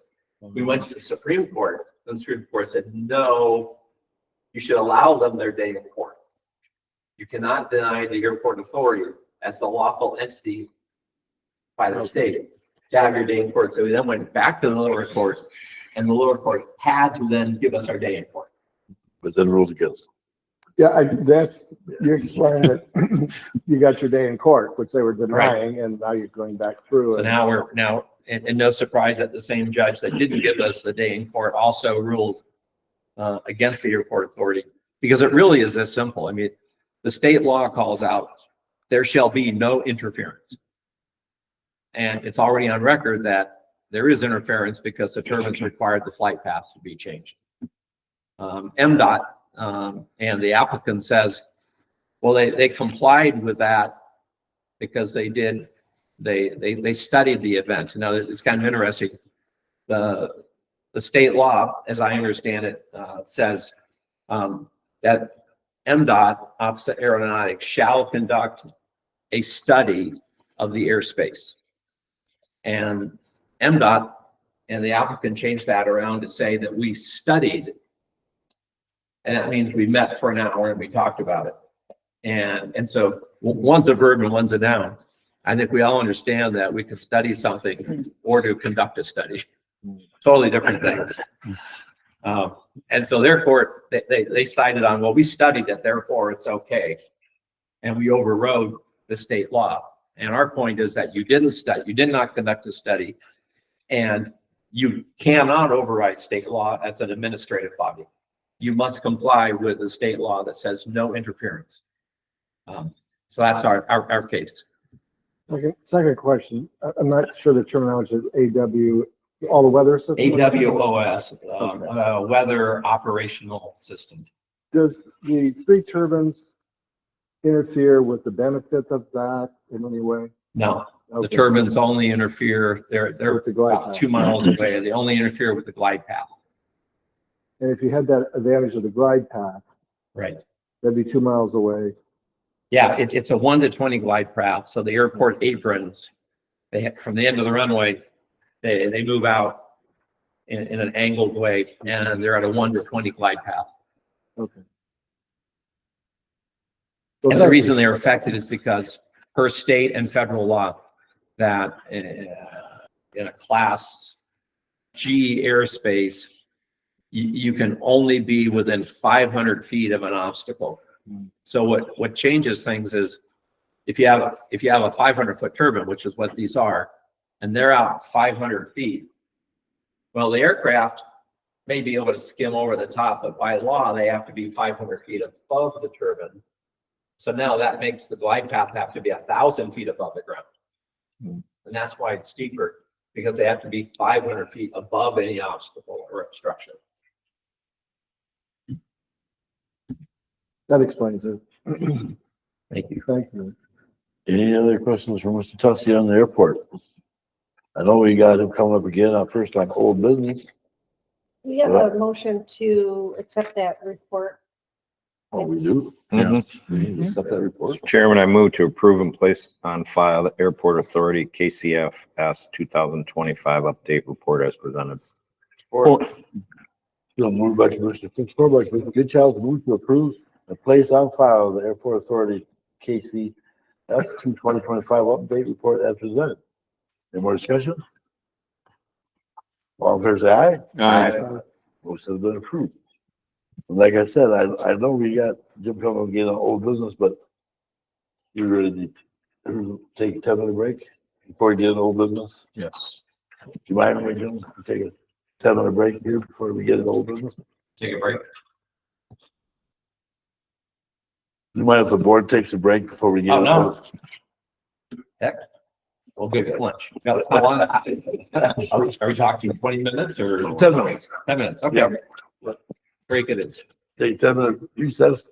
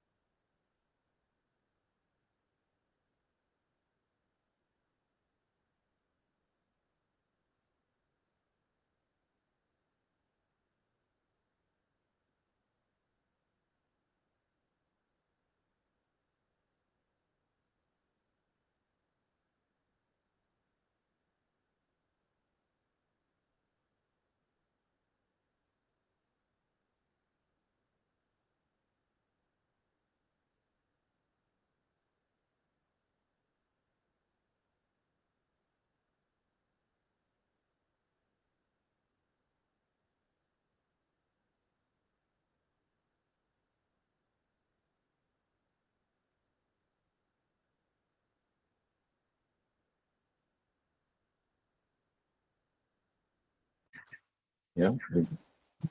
Welcome back. We are just have to take a little recess and now we're coming back. We're gonna start in the old business. And the first thing on our old business is the Economic Development Commission EDC update with Mr. Jim Tussey. All right, for the EDC update, we do have a new director. And Alicia Proctor, she began on Monday. And everything is going well. There is a meeting tomorrow. Meet Alicia over at the Brentwood. The EDC itself is still working on several projects. We have projects in Millington and in Vassar. These are usually reclamation type, brownfield type, trying to take buildings that no one wants and put them back into use. And as a reminder, the EDC is a particular authorized conduit for grant money from the state. Based upon the laws surrounding the MEDC, that the local EDCs are the authorized and approved conduit. And also the EPA tags the same channel when they provide grants. So that's one of the special ways that the EDC helps the community, besides just helping businesses and being the front person for any business that is looking to do business in Tuscola County. What time is the meet and greet for the new director? Alicia, Yes. For what time tomorrow at the Brentwood? What time tomorrow at the Brentwood? 11:30. 11:30. yes. sorry.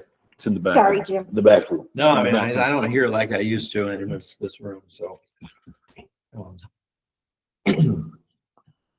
Okay. So everything at the EDC is operating. I think that's operating well. As mentioned, Jim McCloskey is the interim assistant director, and he is staying on in a part-time role.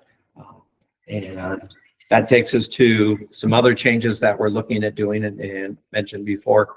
One of them is moving the board into a 9-member board, an active board. That will be coming up.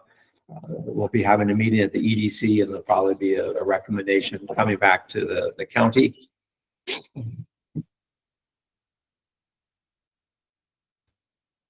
I was thinking, well, we go over more projects, but I'm going to stick to the agenda more. From here, a big goal for the EDC was actually hiring a director, and we accomplished that. We're also doing a lot with our technology. We're taking local systems or moving things into the cloud, be it email, be it Dropbox, be it other things. Our new director has an iPad and an iPhone, and so they're fully equipped to be mobile with cellular service. And so we're just trying to set up the new EDC director to really have a mobile office, because about 30% of the EDC director's job is going out into the community, be it municipalities or businesses. And we're looking to get back on 2 monthly visits where we take MDARD, Michigan Jobs, other government agencies, and we visit some of the medium and larger employers. This is something that Jim McCloskey did regularly when he was director, and we're trying to get that reactivated. Basically getting the director back out into the community and businesses. We've also been working on our financial management, which we've chatted a little bit about here, and we are fully in the black, a lot thanks to the county. But I believe it's a great partnership between the county and the EDC. The EDC, because of its quasi-government or quasi-private nature, is capable of doing things that a county or a municipality cannot do. And I already mentioned the grant feature. That is something that singularly EDC is capable of doing, and there really is no other entity. So we believe that the partnership between the county and the EDC is a great partnership, and one that the EDC wants to continue. And we certainly hope the county continues to do that, because we believe the EDC is a great addition to Tuscola County. We are redefining our grant management. There actually is a certificate that you can receive for proper grant management. We're going to be initiating that such that our director will be grant credentialed. We believe that's an important part. Managing of grant financials is relatively complicated. You guys deal with money all the time, but it's the same thing. We have the state up here, that authorizes grants, and then the state has to give out the grants, and then the EDC has to invoice for them. The EDC has to receive them. The EDC has to keep track of the vendors. The EDC has to then pay the vendors. And we have to keep this communication going all the time with proper cost accounting. And so we're working on that. And one of the changes we made 2 years ago, we brought in Anderson, Kentucky to be active bookkeepers and accountants, not just audit agencies.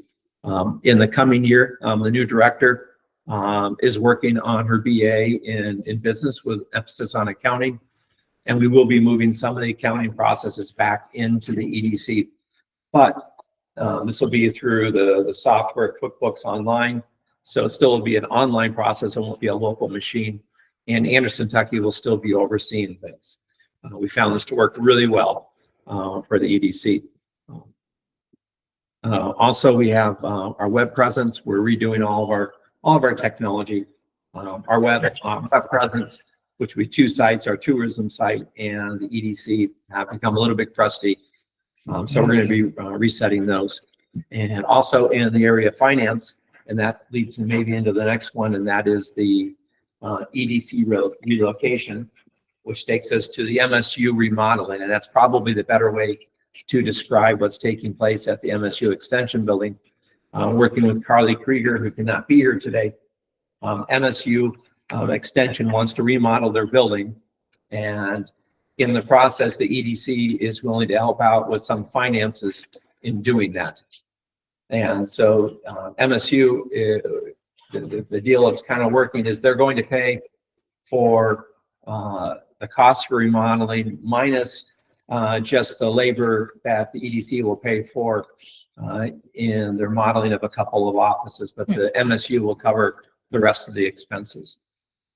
We met a day ago with Mike Miller and Ian, and we discussed the process, and I believe Ian is still in good shape. Yep.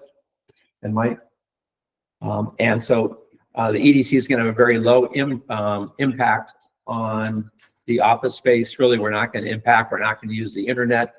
And so really just going to be occupying 2 offices there, which will be combined, which will make the space, about this big. It'll be basically 18 by 11 feet for the EDC office, which will be enough space for some desks and some work tables, such that EDC can conduct. The MSU, for what Carly wanted me to communicate, the reason the MSU extension wants to update is because most of their walls are 3/4 walls and they're not private. The other reason is that the walls being 3/4 and ventilation and certain things, that doors were removed, and some offices never had doors. And so she wants that office area to become have true private space for each office with doors and ceilings. And so we're working, we'll be working with the county on that, getting the specs out to make sure that the HVAC is in order. Another thing, the MSU remodeling really is a pay-tap facility, and Carly Krieger is quite excited about the opportunity to get her space more professional, and the EDC can kind of help out there. And of course, the benefit, the long term to the EDC, is that we don't pay rent. Another way of stating that is that the county's resources are being better used. So now the EDC will benefit it besides the MSU extension. Questions about the MSU remodeling? Any questions for Mr. Tusky on that? Just, Chairman, just question. What, do you foresee any obstacles to what you're doing? I mean, in terms of layers of clay, of getting things moving, what do you think your top obstacle is, or maybe? I think it'll be straightforward. When Ian and Mike Miller were there, they pointed out some areas that we need to watch for. And I believe that in the construction process, again, it's not hitting anything structural, it's just remodeling, that we'll be able to update that building and bring modern services into it. We do some rewiring for some low voltage data things to help on the county side. I think it'll be a nice project. I don't see obstacles because it's not structural. And is this, the meetings that you've had, does this eliminate any need for outside bidding? I would think so, because there are no finances or financial burden being placed upon the county. There are other entities that are providing the funds. And the end result is that the county should end up with a nicer building. MSU Extension will get what they need, and the EDC will be able to utilize existing county resources.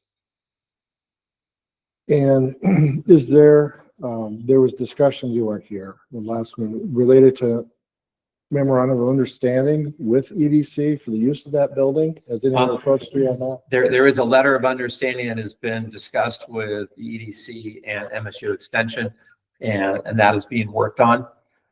Basically, it's a letter of understanding is a good statement. It's like, what are you offering? What are the responsibilities of the EDC? How to be good tenants.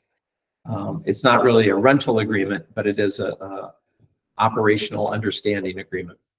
And from the board's perspective, does the board believe that we need to have a memorandum of understanding from the county? Well, That's the building? that's kind of where we left off. I mean, perhaps Chuck Hooter didn't think that MSU and EDC needed anything. She was more concerned that the county and the EDC put their letter of understanding together. What I took was she meant when she left here, you know, so that's kind of basically the same type of thing. You know what I'm saying? Yes.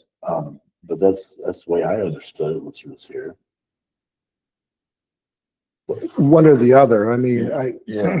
yeah, I agree with what you're saying. It was going more towards, well, we have our memorandum of understanding, or the MSU does. And Carly was sort of insinuating that EDC should have theirs with the county. Would you like that with the county or with? The county owns the building, and I would think that you could have an internal one between them, but the county, I would think, and this is the board's view, should have something. Yes, but since they own the building, they have some financial obligations to it. And would you agree or not? I don't think it's, I think, I can't speak entirely for MSU, but I believe their direction was, we just wanted to move forward with this project, and please do EDC whatever is necessary with the county or with us. And so I think there's no opposition for the EDC to put together a letter of understanding with the county on what the EDC is going to be doing there. That would actually provide a formal record for the county. Right. For what's going on. It seems reasonable. And it seems like, because we talked about renewing the MSU agreements coming up, apparently, that they would coincide with each other for renewals. The EDC and the MSU. And MSU. I mean, I would propose that reading, I don't have it in front of me, but reading it, and someone one of us had said, wasn't me, that this should be renewed. It's renewed every year. Okay. Which I don't have in front of me. Is that not correct? Yeah, I don't think that she didn't want to muddy the waters with the MSU about that. I don't think she wanted EDC to be on that renewal at all. No, separate. They have, so Yeah. they're each one have their own memorandum of understanding, but their renewal dates would coincide with each other. So if it's So we July piggyback, 1st, make it easier to manage and easier to manage, and certainly if something would happen in the future, they're aligned so that one's not lagging or happening in the future. I mean, future use of the building for some reason, I don't know. What if MSU decided to move somewhere else or something? But I would prefer to have them for at least correlated with each other for the renewal dates. Both memorandum of understanding, not together, separate, but when they come up, they both come up together. we can work with MSU and make sure the dates are matching up.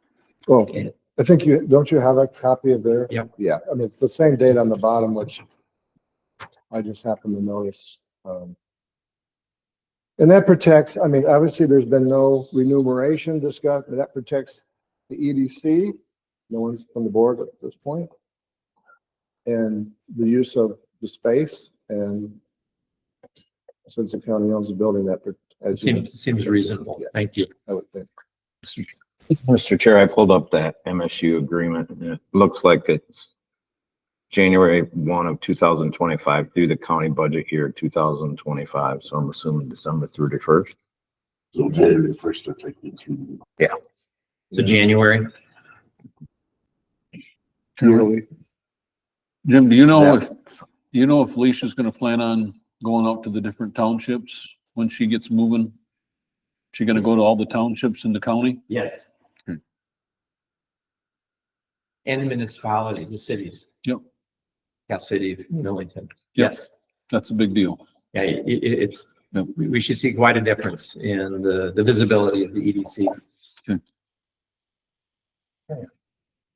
Chairman, do we need a motion regarding the move into the MSU building? Or are you satisfied as it stands? Would you not want a memorandum of understanding first? I didn't know if you needed a motion to move forward with that, or, Well, that would be appropriate to move forward with the memorandum of understanding, yes. If the board agrees. I'm just asking before we go to Jim's next Well, topic. yeah. So. Maybe it could be what we do at the township, sometimes we approve pending, conditional upon the receipt. Yeah. So That'd be fine. it's possible you could approve the EDC conditional upon the receipt of the letter of understanding. That'd be fine.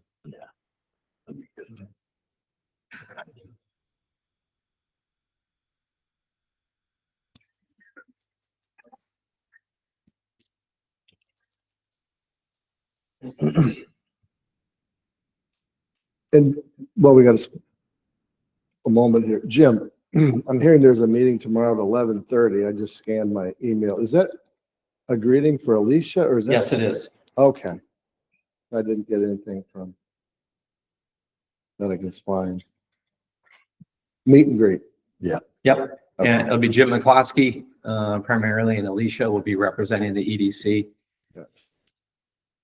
I have another event at the same time, but Now, that being said, it's not your only time to see Alicia. Just. And if the EDC does its job well, we'll be back in literally every 3 months. At this point, and letting you all know what's going on. We're really working to try to increase the communication. Myself, I'd really like that, an update of what's going on. Yes. so this is, Chairman, this is before your time. Maybe not. One of the questions we used to ask the previous executive director was an accounting discussion on the 500,000 that the board provided for business startups and assistance during COVID.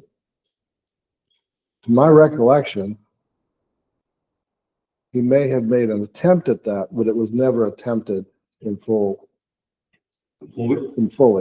We can Can you certainly still go do back that? and try to find those records and to come up and let you guys know where that money went. We That's don't. what you're asking, right? Yeah. Yeah, I think he, a little bit at the very beginning, he presented a few things, but then we kind of lost track because he was leaving. And Yep. this and that, so. That Well, would they're be- all paper records then, but we should have bank records at the very least. At least he was reluctant to say about businesses at times and whatever, but at least with the 500,000 that was given, what benefit did it have in the community? I think that was the question the board used to ask, which was never received. But anyway, whatever you can do. So, We can work on that. so Madam Clerk, you got a motion there, folks? I do, do you want anything mentioned regarding the renovations? Well, the renovations this is just a talking point. This being funded by MSU, which was materials, and the labor was being funded by a private donor. Mhm. Might be worthy to put it in as a record for the future that it wasn't a county funded So endeavor. any, Prerogative of the board, but it just seems like it'd be proper to elicit that. And that would be, anybody had a question, why didn't we bid it out, or, all the questions we received.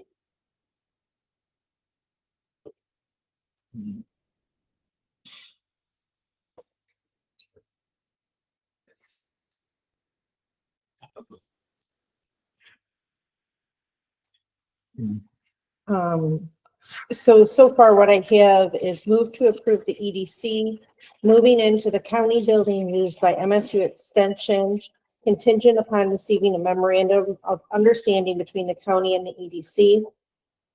Any renovations made are to be, or will be funded by MSU and a private donor with no use of county funds needed. Right. And does that suit, is that acceptable for Director Miller and CIOD for their portion in that, or do we need to mention in cooperation? I think Director Miller? I'll say it.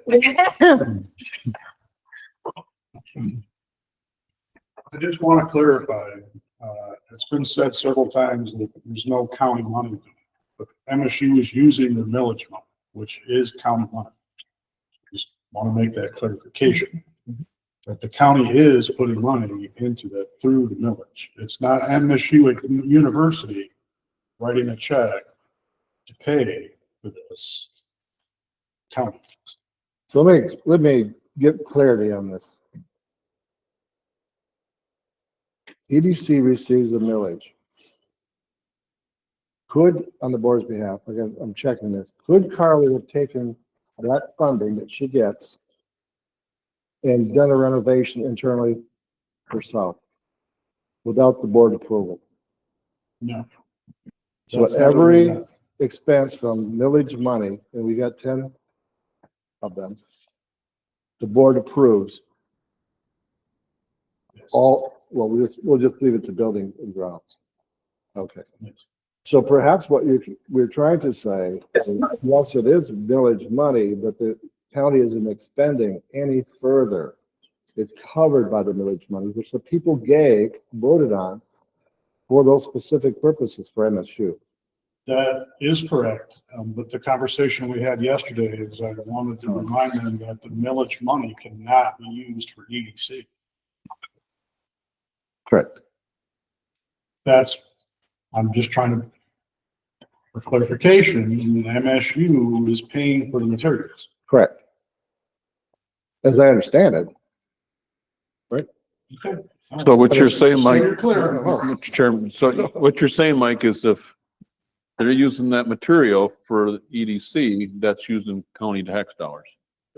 If MSU is paying for the materials, then you're paying materials for EDC out of the millage money. That's what a discussion we had yesterday. So terminology or something needs to be correct so that the millage money is, you had a discussion on Monday about how would we bid this because there's donation, labor, and such, and I understand. But I want the board to be well aware that if MSU is paying for the materials, it's MSU's millage paying for the materials, not the university coming in and buying the materials. Correct. Per se. Which leads to this question. Should not the board then approve the amount, since it's the millage money? You've talked about the millage money has to be approved or anything like that. Should not the board have to approve the amount then? Each and every amount of any millage? Yes, I think that would be appropriate, since it's going to be millage money. The board should approve it as you would any other millage expense. And now that was kind of brought up on Monday when she was here. And she said that she was understanding that that millage money, that she could use that for renovations to her building or whatever if she so fit. And she's previously, before the EDC was involved, she wanted to do renovations. Right. And the previous controller and her spoke, and it was decided that, yes, she can use the millage money to do renovations in her building. It would have to go through buildings and grounds, it'd have to be bid, yada, yada, yada. But now that you're involving the EDC, it muddies the waters a little bit, and that's what I talked about with them yesterday, is that the EDC, we can't buy material for the EDC operation. Now, again, it might just be terminology. If MSU is doing a renovation and then the county is going to allow EDC to move in and occupy, maybe that's the terminology. That's the terminology. I just want to be clear that so the board has full understanding of what's happened. So that there isn't some issue later and then, well, why didn't anybody mention? So, but I would agree with Mr. Bardwell. I think any expenditure from the millage money should be approved by it. So MSU would just, Carly would basically have to come in, provide an invoice to you for review or whatever for the board to approve. Yes, and based on our conversation, Mr. Tussey is working on getting those numbers. And so at some, maybe in the July meeting, they can come and provide the numbers to you. Makes sense. Well, and at that point, I think Erica will need to be involved in order to make sure that we have a line item within that MSU millage budget for that, or if it's gonna come out of, They're come out of it. yeah, so, Not coming out of my millage. okay, so. Also, may I ask a question as well? Go ahead. Is the EDC solely funded by the millage, or are there funds coming from another source? EDC does not get any money. Not EDC, I apologize. Oh, MSU MSU? extension, I apologize. I think they're fully Are funded. they by- fully funded by the millage, or is there any other funding source? I believe they're fully Well, funded. MSU provides Some. a ratio, as I recall, Okay, but I don't recall the ratio. so because if they're using funds that are not coming from the millage, different set of rules. Well, MSU provides for, it was labor, something with the positions, not the Okay. building. Okay, The building we all have always given it. And not the programming. I well, think the program, not the they program, fund the positions okay, and the program. and then the programming comes out of like the millage. the millage, okay. I just thought if they're, Good question. if it's Chairman? not fully funded by the millage and the millage is supplemental, then perhaps there's another avenue. I have a question. So in the millage, in the language, does it say anything about that? Does anybody know Oh, what? about being able to use millage money for What the usage, what the usage is for? That would be a legal opinion that you would be requesting. I'm just saying. Harley told me that, as she researched this already, that the millage funds can be used for operational and other things regarding the MSU extension. And I think, as Mr. Bardwell said, that the MSU extension is fully funded operationally by the state. So all payroll, materials and things are paid by the state, and the county, through this millage, is to provide augmented funding for them to do their job in Tuscola County-ish area. So anything to do with the building, Carly communicates to me that was fully within the realm of what the millage was laid out for.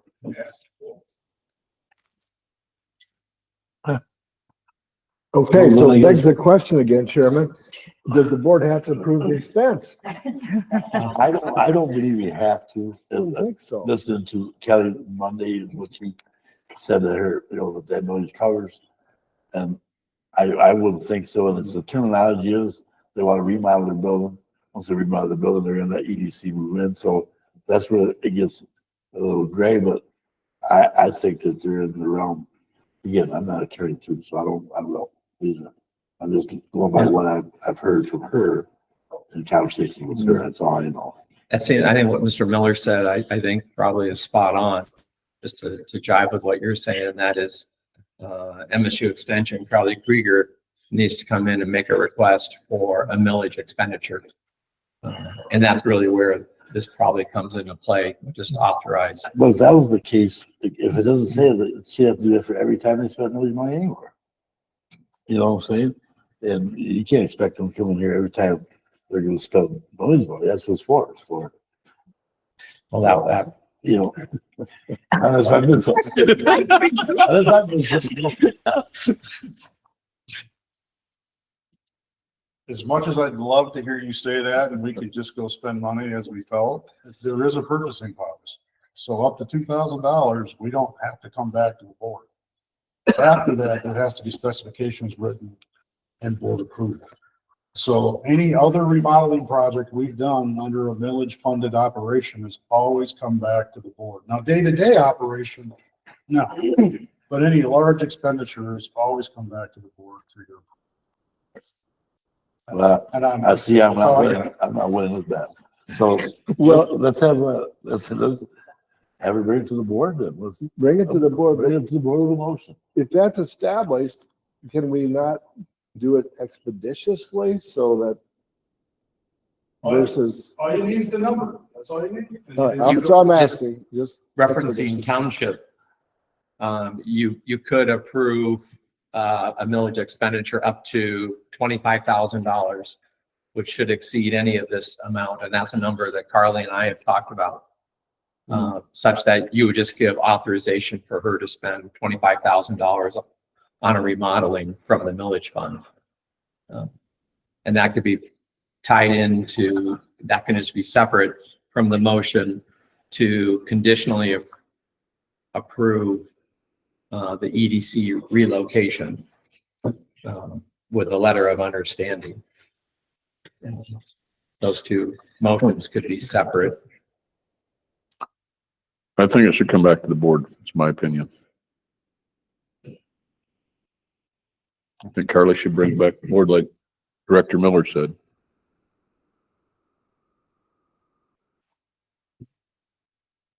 Unless we do what, just approve amount up to so much.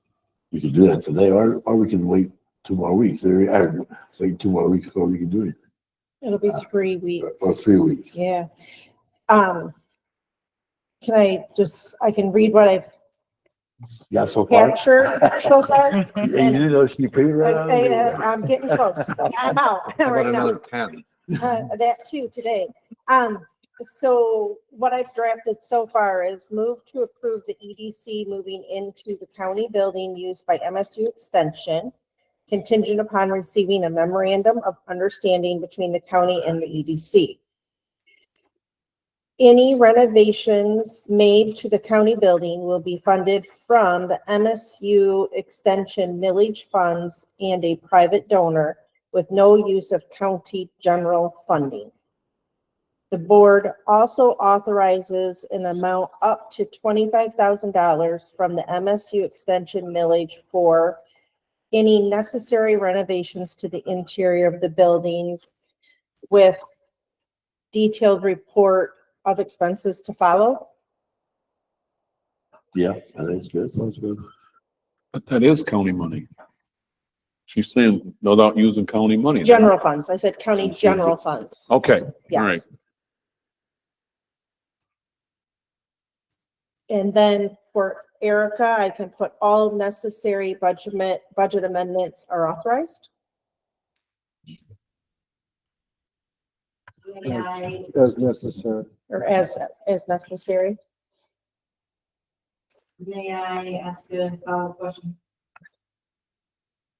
Yes, okay, I would like to see them split. I disagree with one motion saying we're allowing EDC to move in pending a memorandum and we're authorizing. To me, that sounds like we're allowing them to move and then the building adjustments or building improvements are the reason why. And if we're truly trying to split and the improvements are going to be fixed, regardless if EDC is in that building or not, those are the improvement to a county building, period. Now, next motion, we're allowing EDC to move in there pending a memorandum. That's my opinion. I like the I two agree. motion idea. I agree. I am supportive of it. So I apologize for the interruption, but that's my opinion. And that actually matches what's taking place because the EDs with the approval, whether this construction takes place tomorrow or in 6 months, EDC with the approval of the board will still be in that building in the existing spaces.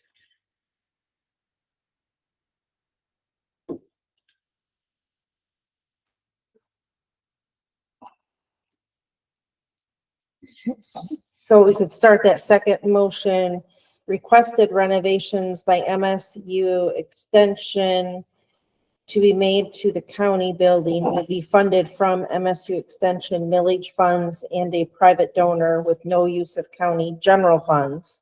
The board authorizes an amount up to $25,000 from the MSU Extension millage for necessary renovations to the interior building with a detailed expense report to follow.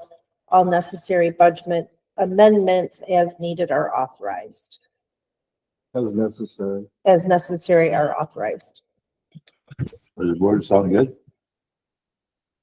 Does that fit what you think is, and Jim, do you think that the two separate would be sufficient as wise, those are worded? because they really are different issues. And commissioners, anything else you would like added? So the Sounds first motion for you to consider would be move to approve the EDC moving into the county building used by MSU Extension, contingent upon receiving a memorandum of understanding between the county and the EDC. Receiving an approval. Receiving an approval memorandum of understanding. Receiving an approved memorandum of understanding between the And county the and the approval of the EDC. memorandum.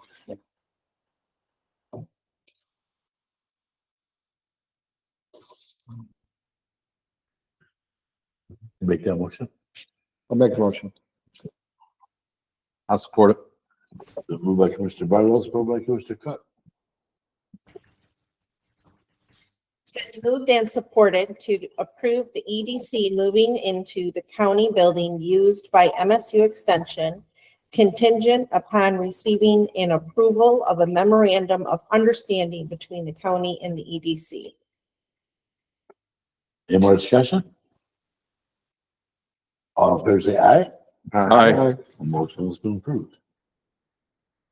The next motion for you to consider would be requested renovations by MSU Extension made to the county building will be funded from MSU Extension millage funds and a private donor with no use of county general funds.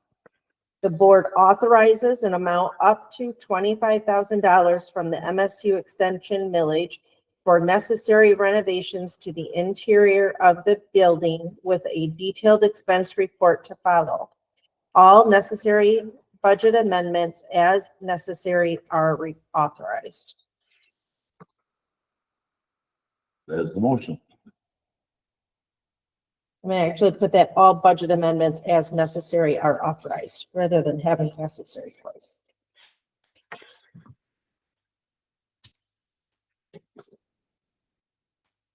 I'll make that motion. Support. The moved by Commissioner Cook, supported by Commissioner Barlow to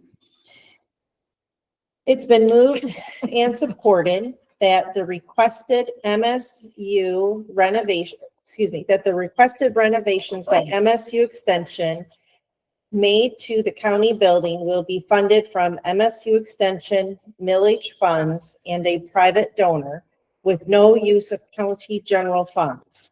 The board authorizes an amount up to $25,000 from the MSU Extension millage for necessary renovations to the interior of the building with a detailed expense report to follow. All budget amendments as necessary are authorized. that is the motion. Any more discussion on that motion? Hearing none, all in favor, say aye. Aye. Motion has passed. Thank you for your patience, Commissioner, Thank on you for that. that. Thank you for doing all the updating motions they do. I know it's one of the. You're more than welcome. You good? You good? Thank you. All right, thank you. Thank you Thank for your you. patience as well, Jim. People State Bank, building room rental, Mr. Mike Miller.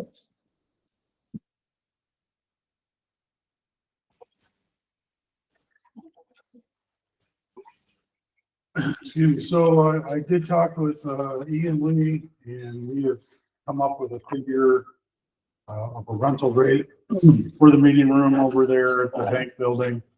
$300 for during the week, and normal business hours, and then after hours or on the weekends, it would be 350.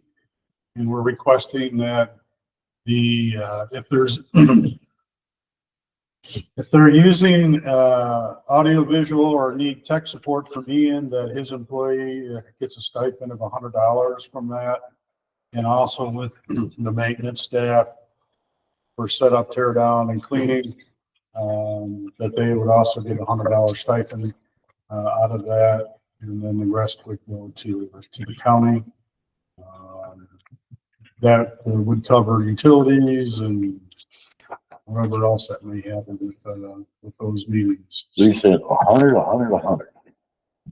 Well, 100 to Ian staff, if they use them, $100 to Ian staff, $100 to my staff. So maintenance would be always. Well, again, that becomes, if they request a setup and tear down. That would be set for setup and tear down only, not trash and restrooms. I'm not too concerned about that because it's relatively small. Okay. That's what we came up with, and so we're open for discussion. I think it should be $300 to use it. If they need to set up a tear down, it's $400. And if they need IT, it's $500. I mean, if you got to pay a guy to go over there and do IT and everything for them. That is the board's decision. We gave you a recommendation, and it's up to you you can tweak it. Will there be any rental use paperwork that would need to be signed? and Well, drafted? I'm sure we would have to come up with something, but I don't know if that. I don't know. Board, what do you think? And then who would? And be- this would just be for non-governmental entities. Thank you. That was you knew my Right. question coming. Thank you. Chairman? Yeah. So have you checked this out with other places? I mean, for square footage or anything? Where'd you come up with the number? I guess that's what I'm asking. Just a discussion between me and Ian. Personally, I've rented for graduations and stuff, halls and stuff, and $300 to me anyway seemed reasonable. But no, I did not go out and check. I believe when I looked for a recycling meeting over at the Caros Hall there, I forget what they call that now, Midway Hall. I believe that was it was either 300 or 350 to rent that hall, and that included you had to clean. Is there any security deposit over there? I don't remember there being a security. They didn't charge us for that, but I don't remember there being a security deposit. My only caveat to this is you must use our IT if you want to use the audiovisual components. Right. You're not gonna bring your own in. That's the other thing that concern I have. Should I have a question? Go ahead. You want I to, have a question, if I may. When you rent other municipalities such as Wells Township Hall, you have to provide them with a copy of your liability insurance. So for example, when I rented it for my daughter's graduation, I had to get a rider on my homeowners to duly cover that venue for that day. Now, and it cost me $12 whole for a year. I mean, it was fine, even though I only wanted to cover it for one day. Right. But what would be the liability there to the county? Would we require any sort of, And these are things there. I appreciate it. That, yeah, all that to be discussed. okay, Get into this more, but yeah, I appreciate it because, sorry. well, that's fine. I was thinking of that. Wouldn't you, I don't think you've mentioned this, but maybe you did narrow down the purposeful renting of it to particular activities. It could be a graduation party. It could be, I don't know what you might get up there, but if you open it up, you can't close it. But if you define it, Honestly, to me, I have no problem with whoever wants to rent it can rent it. it's not a hall to be rented. It's whatever the board wants it to be. I felt the more people that want it, the better. It just seems funny that we would be renting as a full faceted, any activity in a county building, it doesn't make sense to me. It'd Would have to that pose a cybersecurity risk that we're renting it to people that house where our main brain is housed? Our main train is undisclosed misspelling. Okay, where potentially, No, we're behind double locked doors. I don't.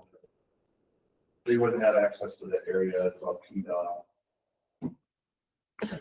perfect. Chairman, since we just spent $86,000 over there, I'd like to see some money come back. I be, mean, we did- 86 is the decimal dust compared to what it costs. Right, that's what I'm saying. I mean, at least you get some money coming back. But beware of what you wish for in the sense of wide open hall rentals. I just am stunned that a county building would be. I'm not saying that's what we have to do. I just brought you I a understand recommendation of rating. I mean, we got, obviously we have liability and forms that may need to be filled out, and if the board wants to limit it to government activities,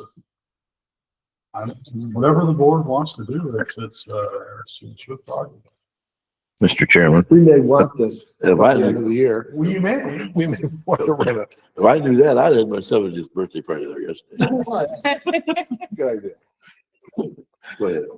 No, you're fine. Along Commissioner Bardwell's concerns, what about, is there a kitchen? Like a graduation? Okay, so graduation party probably wouldn't happen there. They could cater it. Or what? Yeah, but they still have to prepare, I mean, and then another issue, just for liability reasons, I personally think, what about alcohol being served over there? I don't know that we want alcohol. Okay, so I think that's something that we'd have to address. Yeah. I mean, I think for sure, a community use form would want to be created for scheduling, even just for your two departments. We could probably model something like Midway Hall has. It's going to be very similar. Similar to that. I mean, even when I use Carroll Library, I have to fill out a community use form, and that's more so that they can, for scheduling above and beyond anything else. Oh, yeah, I mean, we'll have to have something, fill out. Mr. Chair, another question. This is probably something we're gonna have to run by Ransford too. He owns the building. What's it mean? He's the one who's already brought people over here to look at my new meeting room. No, I'm just saying, I would assume, but We can touch base with him. I'm not saying it would be against it. I'm just saying. Right. Well, could we do it like we do the courthouse lawn, just bring each individual here, proposal? I want to use it for such and such, and the board could vote if we want to let them use it for that situation. It's an idea. Dan, sure. I get concerned that just as the courthouse lawn, the only time I can ever remember that we refused or declined this a week ago or two, they've always been approved. And to decline something, you really have to be consistent in today's thinking. I like the idea. It's just the ramifications of the unknown that often come back to haunt. I mean, we can limit it to government activities. I think this takes, this could take a little more discussion. I think, we need to look at 4 different forms that we would want, to put to, like you said, no alcohol, certain form, liability forms, whatever, and then sit down and come up with a price. And maybe $350 for your service and split services is fine, maybe. But I think we need to model this just a little bit of what we might want to use it for. I don't know how many people would really want to rent that because it doesn't have a kitchen, like Mr. Cook said. And you would be limited. You could cater, and Sure. but I don't know. Kind of torn on it.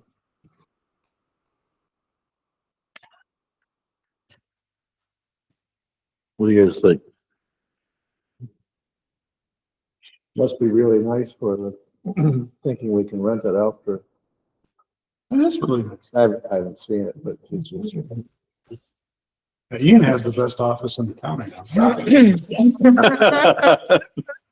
That's what we didn't even talk about. I know. Why you got that on? It's pretty nice. It's pretty nice. Let's bring this back about the committee of the whole meeting. Next committee, what is the next? July what? July, Problem? No. No. no, we've got 14th. 14th. Okay, Okay. all right. I'll have Sound more. good? Good. All right, Mike Yates, survey contracts. Anybody get a chance to look at this? And this is something that I think we do every year. Don't we, Yes. Erica? And this is for the 2025. We have already received partial payment from the state for the startup for the 2025.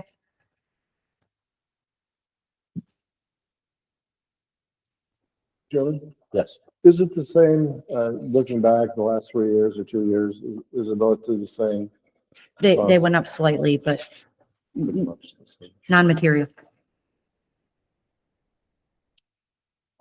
And we, there are funds still remaining from 2024 that we have not received, but I did receive confirmation from the state that it is, and the ball's in motion and it is coming. So, but we have already received the startup for 2025 in the amount of $49,000-ish. So these two contracts added together are 56,000. So we're significantly funded already for this particular fund. Move to approve the 2025 rebonding surveying contracts with Advanced Surveying Inc. for $27,388.47 and William A.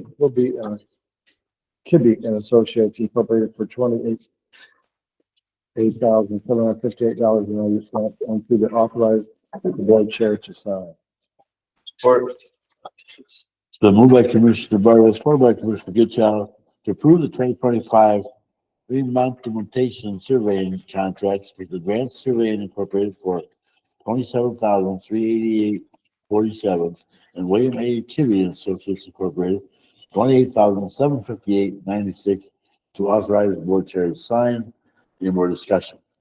It'd be 98 for the last one. And then Erica, do you need anything that for necessary budget amendments since the amounts are different than last year? Sure. Yes, probably. Yes. So if it would be a friendly amendment to add a sentence, all budget amendments as necessary are authorized, True, yeah. if that would be sufficient with Commissioner Barwell and was it Commissioner Cook that seconded? No, it's like Mr. Commissioner Goodchild. Goodchild. Thank you, I'm sorry. Mhm. Yes. That would be fine. Thank you for that friendly amendment.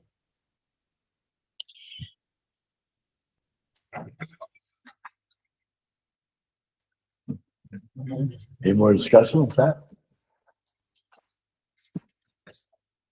Hearing none, all fair say aye. Aye. Motion has been passed. Thank you.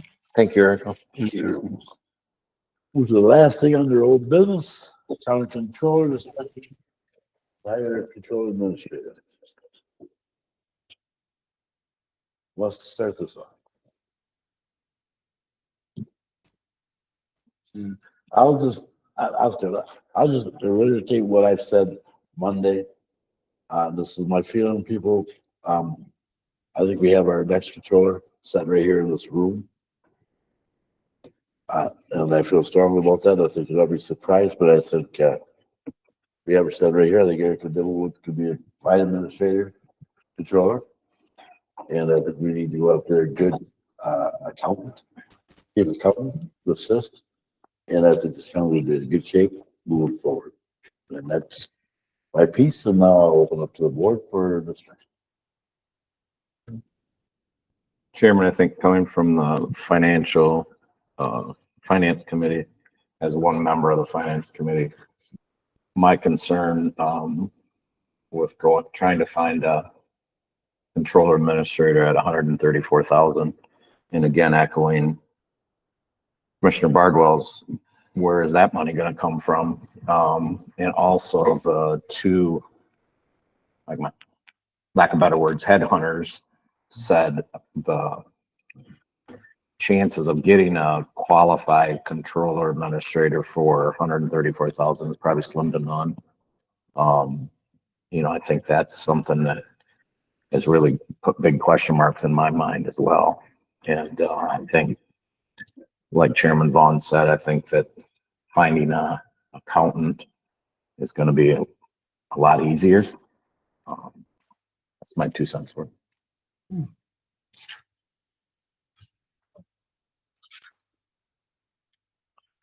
And I just think for me, it's not about, it's about who I think that we could put in that position that's gonna do this county a fine job.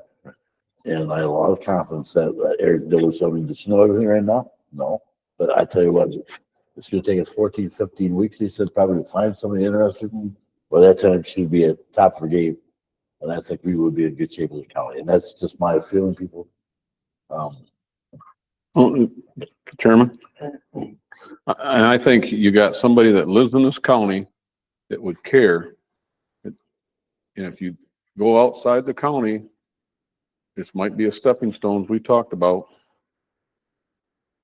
I agree. I think it'd be a good idea. Absolutely. Since we're talking about you up here, I do, if that, I'm not saying this is what I want to do or anything like that, for sure, not. But could I ask you a question? Okay, if we did get an accountant, where you would look for like you're proposing, right? Just so I'm clear, we get a chief accountant, right, position to help her out if she becomes controller and administrator, correct? You would do both. Controller, I believe that's what Yeah. Commissioner Vaughn is proposing. Yes. Okay. Well, sorry, I don't know. I guess I'm addressing you first. Okay, if you are boots on the ground here, so you kind of know what's going on situation financially wise right now.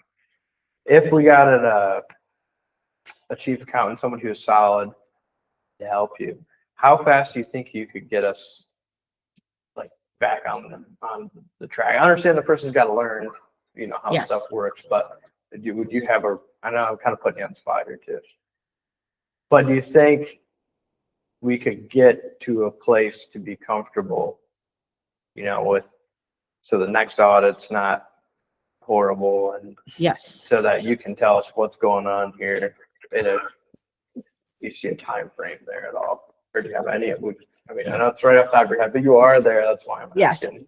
Well, it's also going to determine how long it takes to get a chief accountant. Because currently I'm trying to do the day-to-day operations on top of doing the other things, right? Yeah. So if I had somebody to be my right hand to handle the day-to-day operations, that would free up me to be able to do a deeper dive into things and figure out where we're at. That would be faster. Of course, it's going to depend on that skill set of that person. And their experience level, of course. But given the situation we're at right now, if we do not do anything different than where we are right now, it's going to take me longer to get up to speed. My goal is to be fully immersed, obviously, and by audit next year, I should not have to be doing these adjustments at the last minute. We're doing a review mid-year. We're doing a review at the fourth quarter. We should be ready for audit with minor adjustments in Q1. So my goal would be to be on target in this calendar year, right? To be able to understand, be able to answer questions on the fly. When Commissioner Bardwell says, how much do you have in here? I should be able to answer that and have those facts in front of me. With that caveat, it's going to depend on the team and what other crises happen that take my priority. Currently, I'm handling those. Do I have Shelley to lean on? Yes, but her plate is very full. I have other members on the team, but their plates are full. So currently, it's me. Okay, now I have a question for the board. If we went the other route and went and hired if we can find one, it sounds like it's gonna be tough either way to find somebody. But if we found a controller administrator, I've never worked with one before, so I have no idea what it's like. Or what it's like to get a new one, and you guys have been through, at least I know you for sure have new ones. How long how long did, well, I guess last year worked for us too, kind of, but how long do you guys have any idea how long it would take them to get up to speed where we can be? I'm just, me personally, I don't want to get screwed up more. That's Hire it. somebody who's not going to be able to do the job. That's a big one, and put us in a worse position. But I want the path to getting on track as fast as we can. That's an awful tough question, because it depends where they come from, what kind of county experience they've had, what counties they've worked for, bigger, smaller. It's a tough trust question. How long it will take somebody to get to speed? Somebody hit the ground running. I don't know until we find the candidates coming in there. But what I do know, just by being in the office, and that's why I feel this way, is once this audit is over, and this is going to be over this week, it's not going to take Erica long to get us up to speed on the numbers that we need. You know what I'm saying? Yeah. Everything else is going to take a little time to round everything else, but to tell us where we need to be, and I just think, that she would do a good job. We got to put the people in the right place. We got to put a good chief accountant, like Clayat was with Mike Holtman. She was the backbone of finances, and she fed him the information to feed us. But so you answer the question, that's just so hard because you don't know till you start interviewing people and for personnel committee, you know what I'm saying? No, So I just don't know. But do you have anything? Probably have a lot. Yeah. So I'll segue off some of the things you said because I like the direction you're going in terms of my first thought is a timeline, and that's very, as the chair says, very unknown. The position of a control administrator is a very significant position, and nobody can know the weight of that than someone walking into it in a certain situation that is presently in this county, which is difficult to explain from a leadership standpoint. The rapidity of getting someone to the pinnacle where we should be, where we understand what we have and where we're going and make competent decisions is the utmost.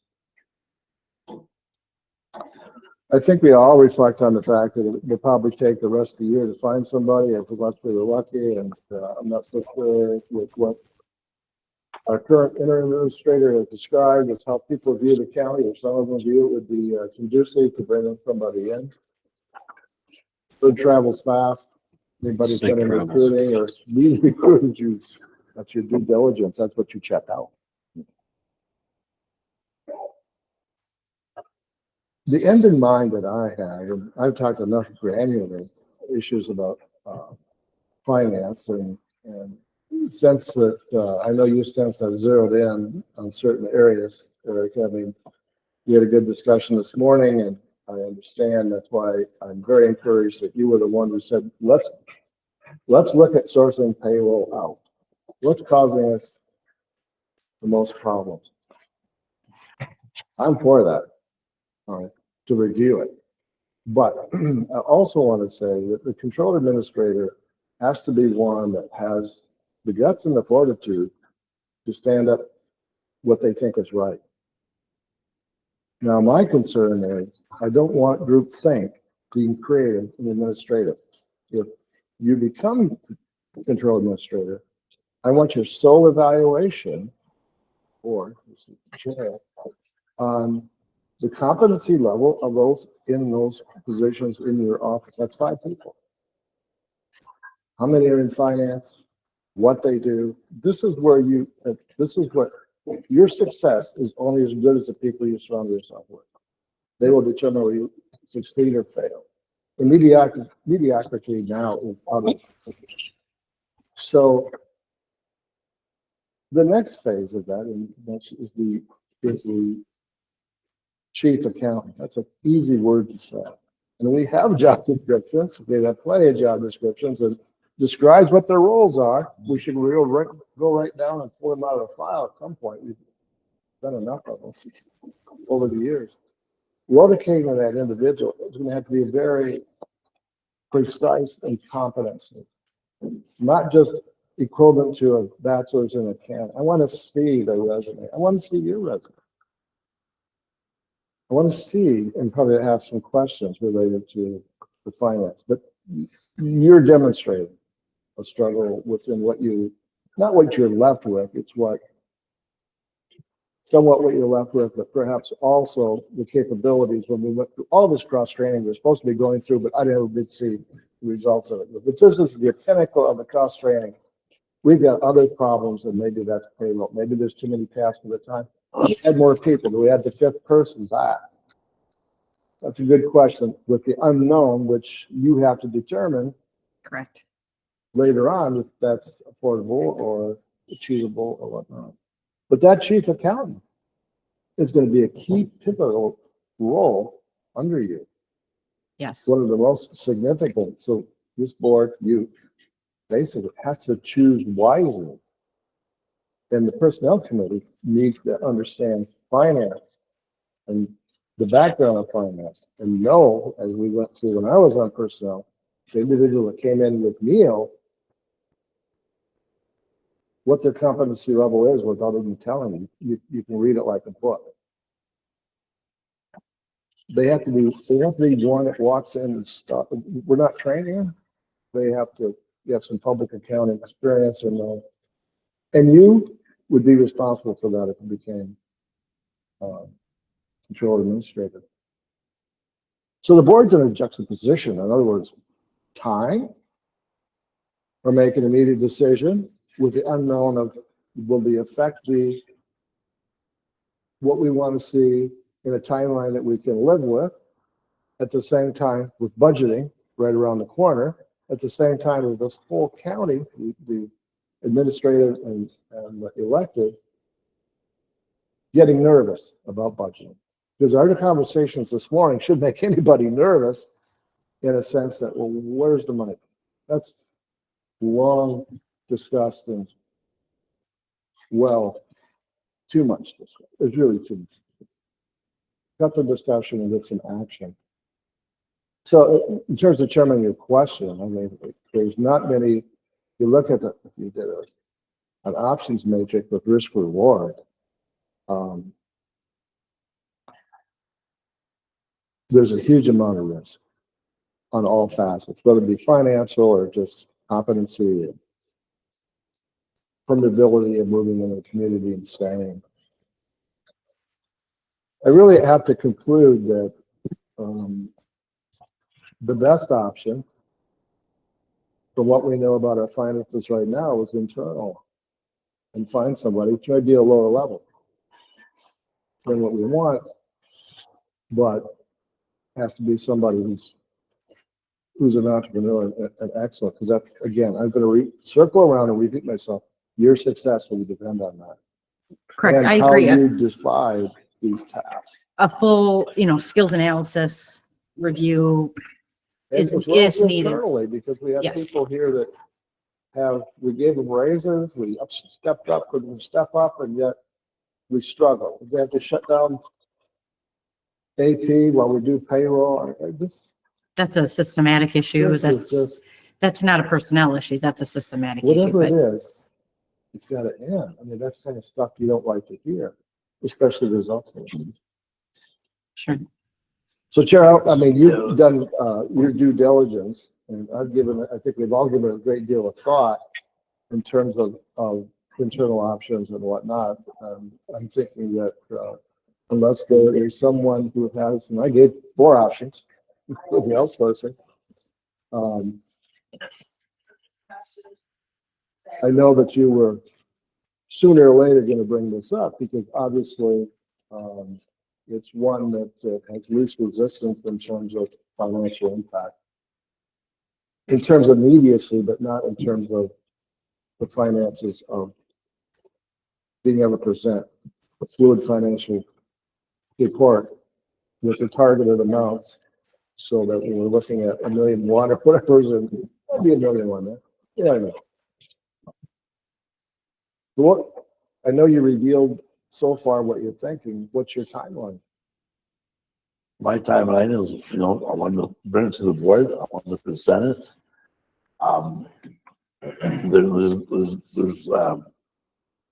Finance was not the only reason. I think that we have a good candidate here that can do the job. And I think we need to go after a chief accountant and put the wheels in motion.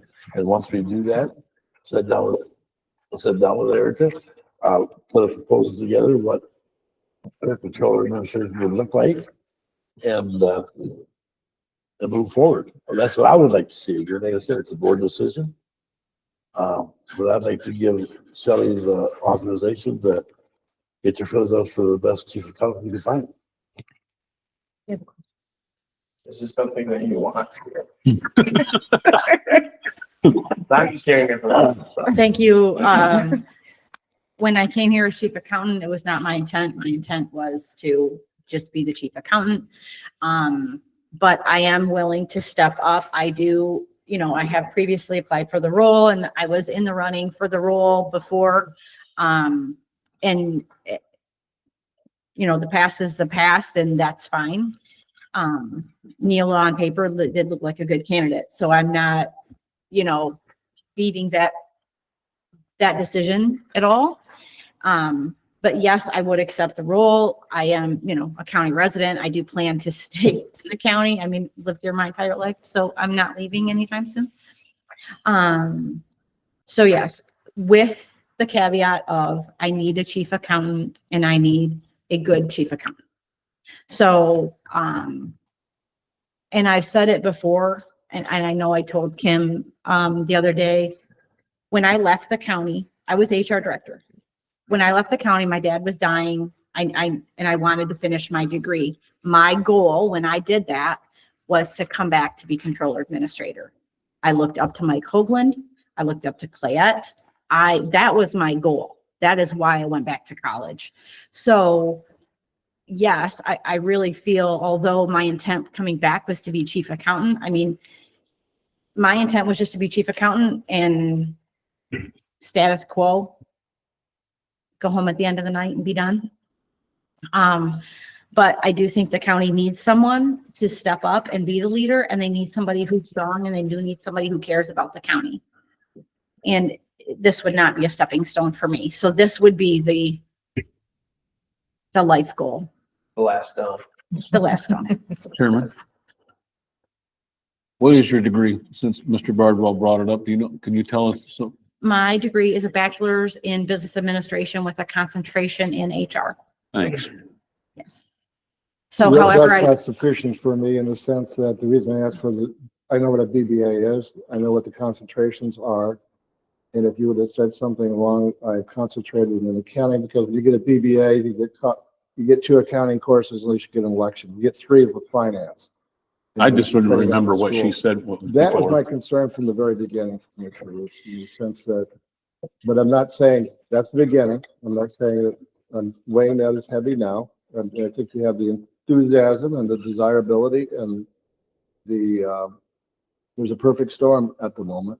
One thing I didn't mention was the fact that it's not only this board, you have to gain, and this is the difficult part, which I don't really have a sense of, but I have a sense of it, the confidence of the elected and the appointed and all the employees, because their livelihoods are dependent upon our decisions. And, agreed. if you have a bad experience, you tell 20 people, they tell 10, at least 10. Yep. You know how that goes. These I do. sales. So that's a double edge there. And certainly I've thought about that in terms of your success, and not only for the people you put around you, but the results of what you do and how they evaluate those results. And that's how they evaluate the board. Agreed. That's the step. But the question I wanted you to answer was,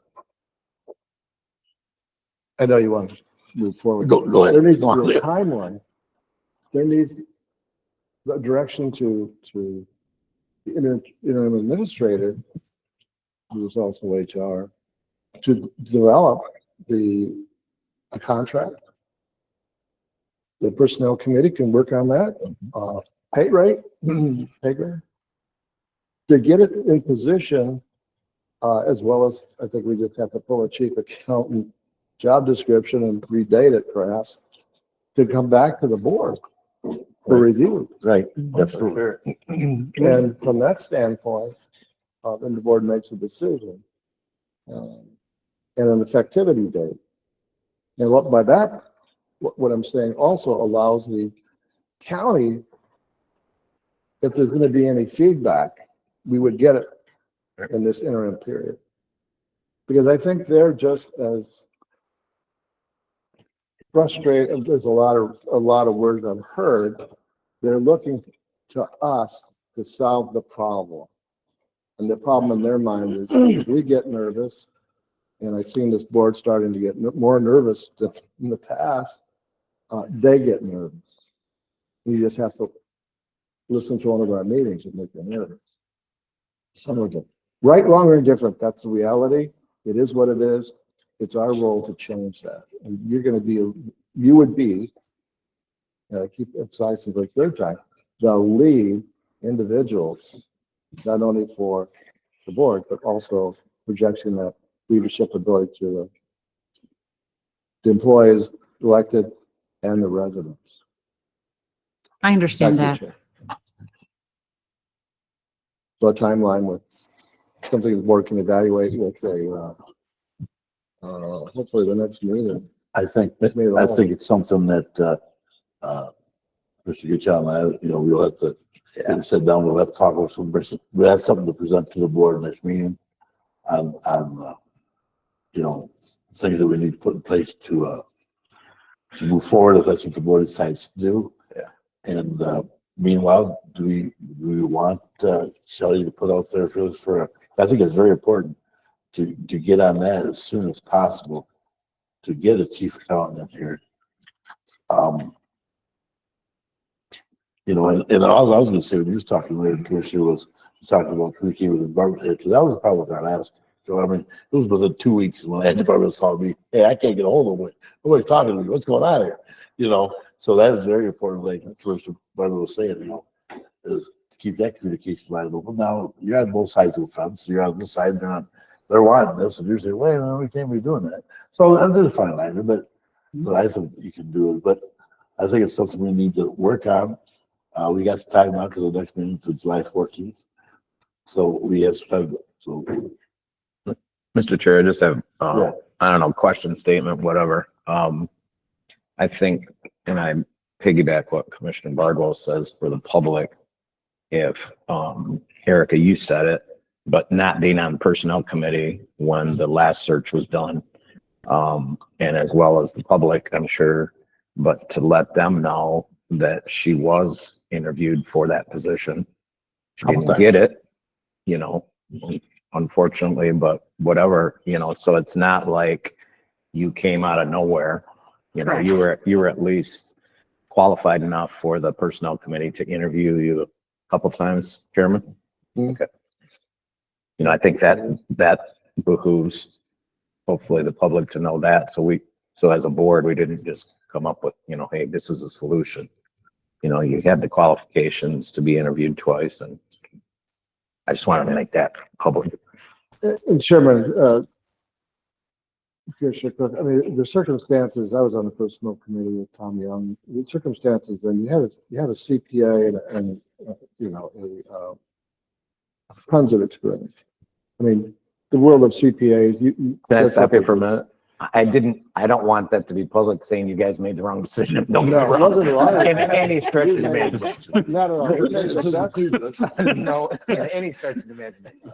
It had nothing to do with that. It was Okay. the best qualifications that was being presented to us. And it was debatable. There are other people that were, some of the board members were not as forward with him at the time. But needless to say, to cut the chase here, so we're not here past lunch. Chairman, I think that I recommend we do need to start an immediate search, the avenues to search for a chief accountant. I would place that responsibility on whomever you want to place. in terms of the review of the job description and what may be tweaked because of circumstances today. And that, I mean, actually from that aspect, the board wouldn't get involved in that too much other than the administrator, who's the HO as well, would be the one that would oversee that within her administration to get that moving and report back. Not, maybe you have a different plan, but I would definitely recommend, as you recommended, that it be moved forward in this board. Let's either motion it or approve this beginning of that. Yeah, let's give a directive to Shelley right now to move forward on that, and we will bring that back at the next committee of the whole meeting with some more information. So clarification, you'd like me to, Move forward with, going after a chief accountant, okay. field notice for a chief accountant. Sure. Yeah. I have a Yes. question for you. Mhm. I know you have experience in finance. Is that is it, finding a good accountant, is that, you think that's gonna take, I mean, in comparison to,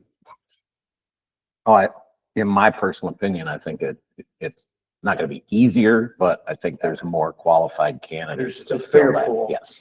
in our area, for, that somebody who's gonna stick around? Because, Yeah. And I'm piggybacking on the two search teams. They basically said that. That So, the Commissioner comptroller assistant is gonna be tougher to, you know. When we ran the ad for chief accountant, we did have 3 good candidates, and Erica was one of them. And she was the best qualified of the 3. So that is encouraging. Did we have several that weren't? Of course. I mean, that happens. So Yeah. we did receive 3 very good qualified candidates. Now, Yeah, I was trying to debate which one. we want to put a motion together with a budget for her, for the search. So the search or- for the chief accountant, if I may, I don't believe we need a budget for that one. Okay. When we ran the ad last time, we received about 12 candidates. 6 of them were considered interviewable, if that's a word. And that was in a short time frame. And what, that was using, no funds? That That was was using no funds, that is correct. Okay. I guess we'll get on that. Do we want to put a motion together to direct Shelley to do this, or can we just give her directives that? I think you need I think motion? it'd be wise to have a motion.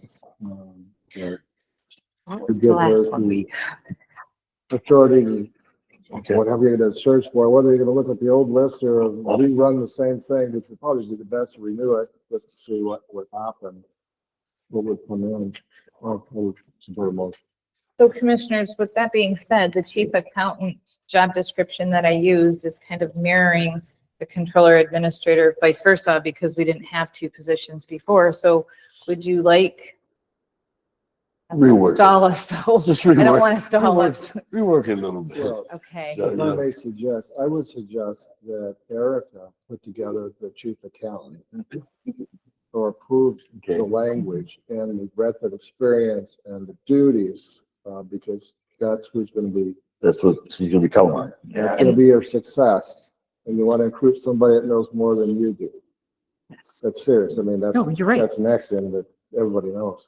It's a Steve Um, Jobs quote, right? You have to employ the smartest person. Know more than you do in the areas that you don't. Correct. Yeah. Yes. That's what I would. So that's what I would recommend. Just didn't want to have to bring that back in. That sounds fine with me. So it's agreeable to the board that I tweak it, and then Shelley go ahead and run that. And then obviously there would be no hires, done, but we can definitely begin the search Yep. without any further board action. And then we can narrow the field with board support at that time.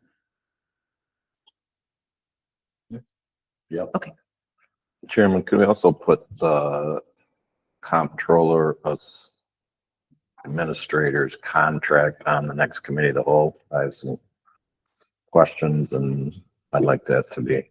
Yeah, well, we have to work. No, I know that, yeah. Yeah, I mean, But We the could one have- that, we the could one have that we were control. sent, yeah, the one that we were sent, I've got some questions on Sure. it. Yeah. But if we could put that in. Yeah, we will. We don't have to do it we'll now. do it on the next whole. Thank you. We'll probably go Appreciate it.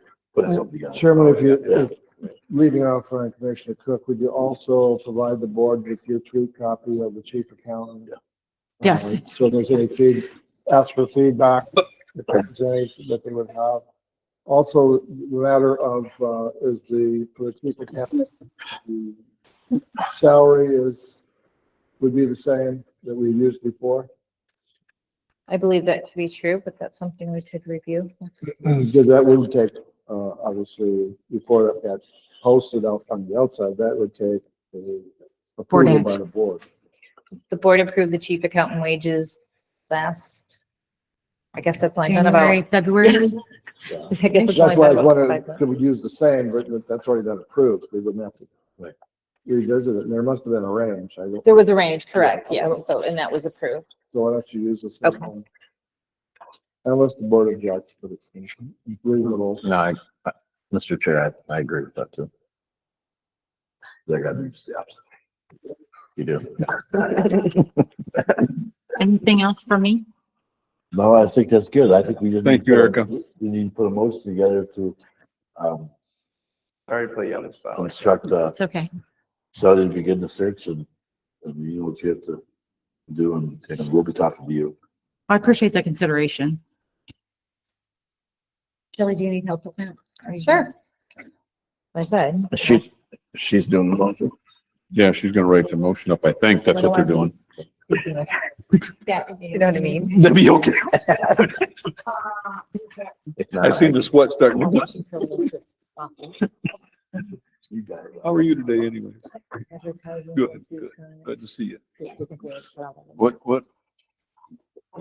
Search the right Oh, word. I'm so sorry. Using the. That's good.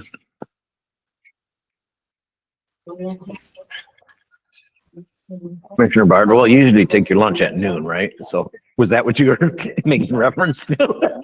We're getting I back to hope. that would help. Just saying. I hope you weren't a late luncher. That would help. Yes, and you can move that wherever. Last two meetings, what, like this? I don't know, I'm I'm gonna not be going talking on to you here. about this. I know. I was talking to Ian about it. I said, Ian, what's going on? Why are we here? He said, it's all your fault.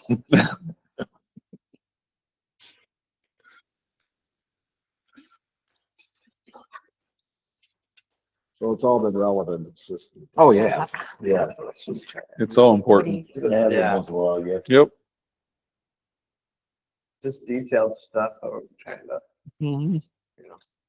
So commissioners, well, Erica and I are going back and forth. This draft that I did send is an updated draft, after Mr. Hammerbacher left, but it is still just a draft. We tried to change some language. Comptroller, administrator, Controller administrator, yes. contract is. I mean, it's updated as far as the language, of Okay. course, the dates and everything. But I will include it, and just keep in mind, this is a draft. When we thought that we were hiring, I won't say the name, I think back in around December, we had Jody, where'd that just come from? Jamie review. Okay. Is that the one you just sent us in an email? It is, yeah. Okay. And I was just requesting We get some discussion. Well, some of us check them. Hey, with your new fancy phone, you can get emails. Yeah. I don't know how to do that.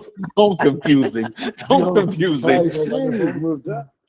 Oh, yeah. Hey, just press the side button. I Say, thought, hey, say Siri, open up my email. I And thought- boom, there they'll I be. thought I was going first class, but Jody let me know that I just got to play. You aren't the 16 Pro. Yeah. This is 16. You Sorry. still write it. We're live here. All right, so that's our collaboration. Now let's put it into one. Now that it's 7. Oh, yeah. It was a 70th birthday present. Was that your birthday present? You want Kim? it shorthand, or you want me to read it? By the time he's 90, he'll be able to learn how to use Yeah, I it. know how to use it. No, I was out the rain, my other phone got wet, so I could see I was all wet like this, and it wouldn't work. I couldn't push on nothing. I couldn't win this. That's it. That's- So you took out a home equity loan and bought a new one. All these people are texting me. Can I come in? We can't be out early today. I'm camping this weekend. Can I come in early? I won't deal with that. Wouldn't go. I'm not. The position. In the controller's office.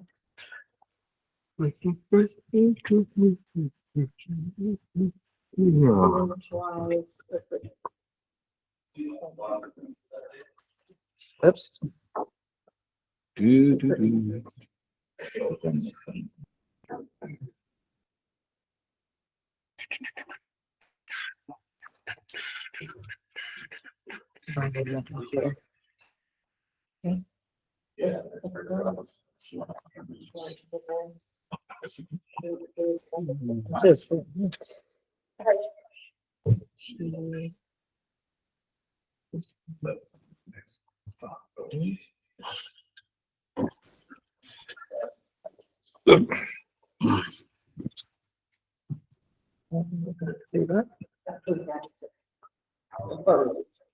Hey, we're just making a motion, Shelley, for you to look for a chief accountant.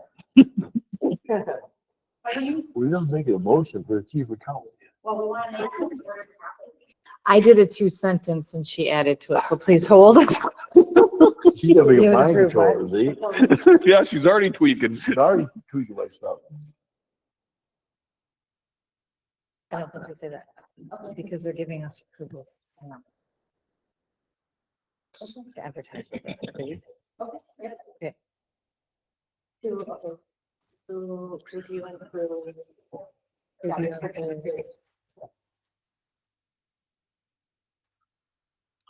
Here's what we have so far. So far. Right, motion, subject to- Okay. Okay, move to approve the posting of the chief accountant position in the controller's office to begin recruitment efforts with the chief accountant, Erica Dibble, to review and approve job description. Okay. I'll make that motion. All right, guys. Okay. We don't need to say anything about the The rate's salary. already approved, right? Yeah, with the range, well, do you want to keep that for historical? Erica, can you speak in the microphone, please? I am, all right. I apologize. You're good. So I'm just thinking that historically, with the range that was established in February, which will include the range, I think that's important. Even though it's already been approved, we just. Do you want that in the motion? I think it should be, because we're not gonna negotiate, we're not gonna come back and approve it. Whatever the range is. Open for board discussion, but it seems like it would be, I'm too tired of discussing this. You know that. they just had. He's talking to them. I agree with you, Commissioner Bargo. There's no question. See, us finance people stick together. Okay, so Yeah, we see that. let me start from the beginning, if I may. Move to approve the posting of the chief accountant position in the controller's office to begin recruitment efforts with the current chief accountant, Erica Dibble, to review and approve job description, salary range, current salary range approved, or current salary range. You just say what it is. Yeah, just say what it is. Put I- salary, We blah, don't know blah. that. I don't know that off the top of my head. So that's why I'm saying Hold on. So what about job description to include current salary range. 2025 chief accountant? 2025 approved, Hold on. prior approved, previously approved. Salary range. Just pay me that you want. Approved. You finance people. Okay, I have the word now. one more time from the top. Move to approve the posting of the chief accountant position in the controller's office to begin recruitment efforts with the chief accountant, Erica Dibble, to review and approve job description, including, job description, to include 2025 previously approved salary range.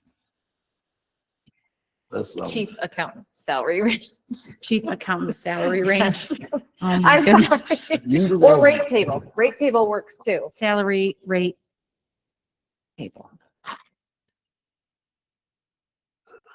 I will make that friendly Well, before you do amended it, motion. we're gonna make a motion down there, Commissioner.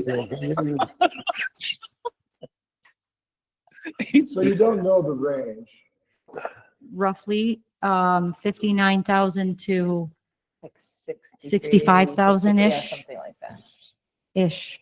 Is that, do you want to be more specific than that? Do you want me to go print the table? I can go print the table for It that. would be for prosperity if it didn't pause for a I'm moment. sorry. We ordering lunch in then? Yeah. Okay, so I'm gonna read. You gotta go print the table. I'm done. We're not in recess. We're not making any decisions. Can you get control of this place? No, Sorry. That might be right there.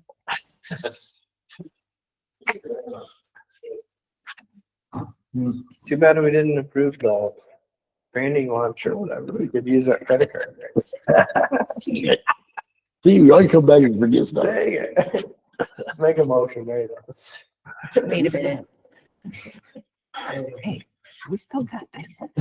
I I'll give will. this to you when I'm done. I We still appreciate got- that, Eric. Hey, I you got am stability trying to finance. X out the things that we did You not realize approve, that, so it is gonna be a little messy. You got it. I'm hoping you can put the pieces of my puzzle together. I can Hey, absolutely do that. You know where bonus it is? I don't care, I'm done. Hey, listen, dentist.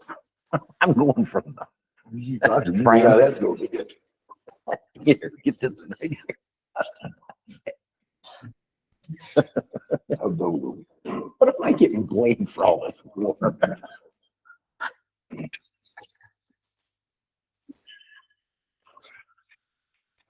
Oh, man. That thing we proved earlier, that had KFC, I thought it was Kentucky Fried Chicken. Why? When I read it, I actually, I was like, We still have Only some you sort would of go finance. there. I know, man.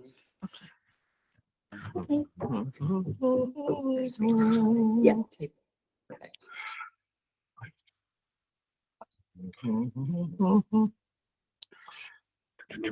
Did the interim comptroller go on lunch?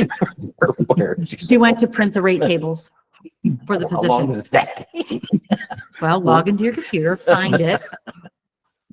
Separate out the non-requested She's items. done with YouTube. I know she probably. Me, what'd I do? No, him. Oh, I was gonna say, I didn't do anything. I'm just wondering if she did go to get lunch. I want someone. Get the printer to wake up. I mean, there's a few steps involved. I know, I'm just kidding. Are you catching all this? Absolutely. Okay. Hopefully not writing it all down. Hey. Hey, she's doing a fine, I have a page. she's Just doing a because fine I'm job. Quiet doesn't mean I'm not. paying she's doing a attention. fine job. Glad you are, but.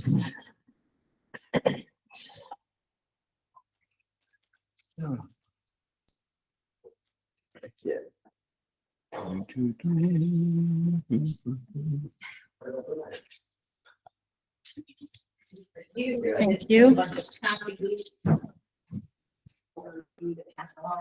other thing I want to point out, when it says not used, this is the time span between the step Always ups. has to A lot explain. of people would assume that rates. not used. You're right. PSNA work. 1 year between each step. Did you get us lunch while you're gone? She is done with me. I got the look. Very close. Okay, so That's right. I referred it to, and on the motion, do you want it spelled out or can I put attachment A?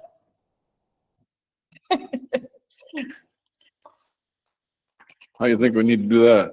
Just, Well, if we have an option, I would do an attachment. Judy, would would say that the be range. acceptable to just refer to attachment A? Say the range, 65, whatever it was. And then, and then there's never a question. At that time, that's what was decided previously, but. Commissioners, if I may, Is this dated? The clerk. Go ahead there, Jody. I'm sorry to interrupt, but in a motion to add an attachment makes things very difficult to search later on. So I would request that it is spelled out because the motion is what you are approving. You're not it's difficult to put an attachment to a motion. Sounds good. So if it's possible, I would request that. Thank you. Before you go, Madam Clerk, Yes. is it okay just to have the beginning and the ending and not every step in between? Yes, I think that if you did the beginning range and the end range, because you're going to use that as your starting and your ending point. Correct. When you actually make the hire, that's when you can delineate what step they're going to start at. Got it. Thank you. Thank you very much. Appreciate it. Okay, so move to approve the posting of the chief accountant position in the county controller's office to begin recruitment efforts with the current chief accountant, Erica Dibble, to review and approve the job description.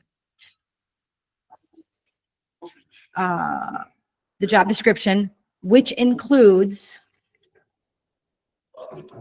the previously approved 2025 salary range of $58,229.99 to $65,551.22. I make that motion. So moved by Commissioner Cook, supported by Mr. Goodchild. That we move to approve the posting of the chief accountant position in the county controller's office to begin recruitment efforts with chief accountant Erica Dibble to review and approve job description, which includes the previously approved salary range of $58,229.99 to $65,551.22. Mr. Chair, has your hand raised again? We're in the middle of a motion right now. Let's get into something. Pleasure of the board.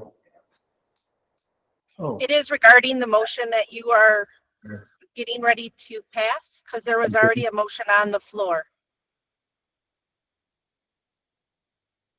Okay, what was that again? Oh, the It- motion had already been, You already had a motion on the floor. And that I believe was motioned by Commissioner Cook, seconded by Commissioner Bardwell. It's really hard to tell remotely.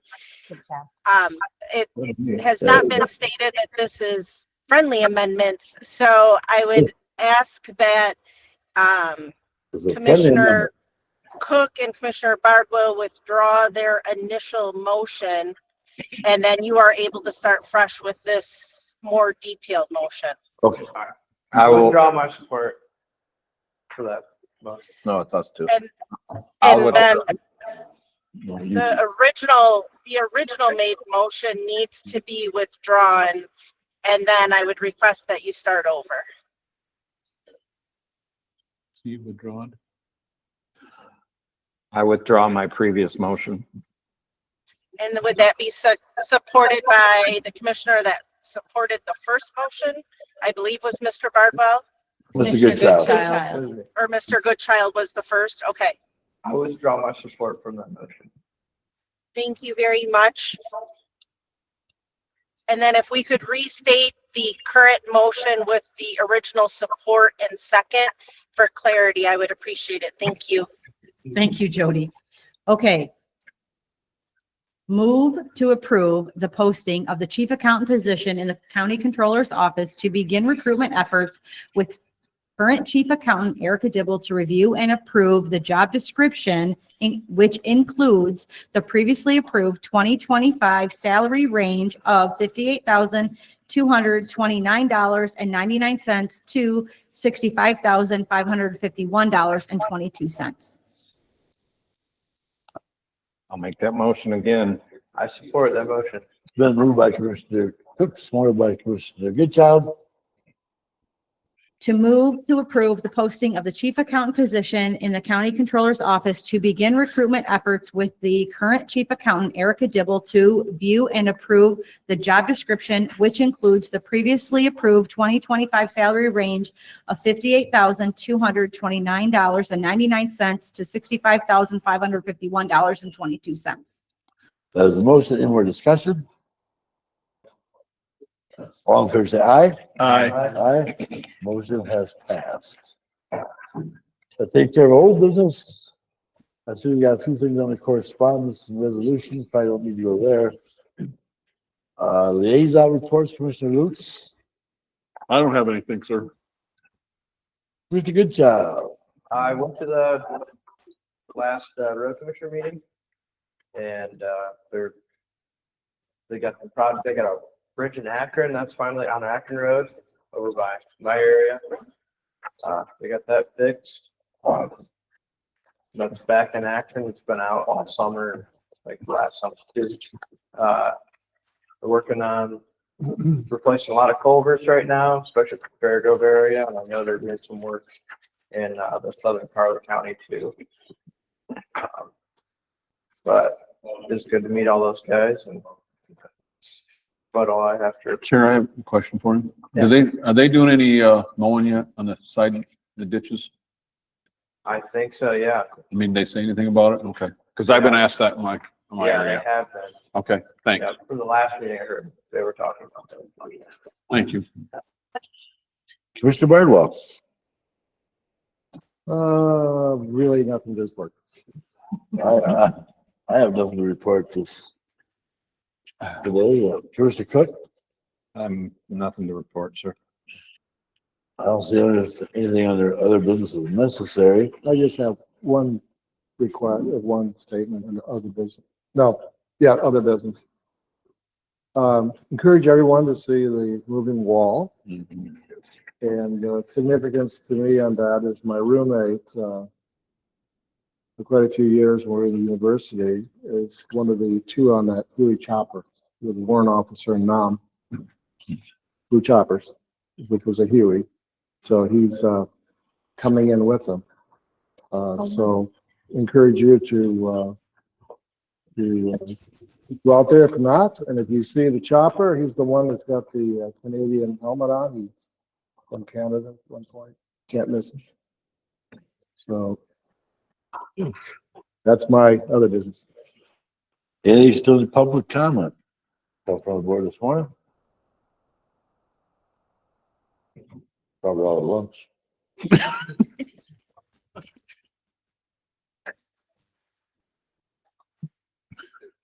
Let the record show that public comment was offered. We had no participants. With that, I'll take a motion to adjourn this week. I'll make that motion. Support. As a move back to the loose fire budget, it's a good job. Adjourn the committee meeting this morning. Appreciate everybody who tuned in for us. Thank you very much. We are adjourned. I call to order the statutory finance meeting this morning. With that, we'll do a roll call, please. Commissioner Goodchild, Here.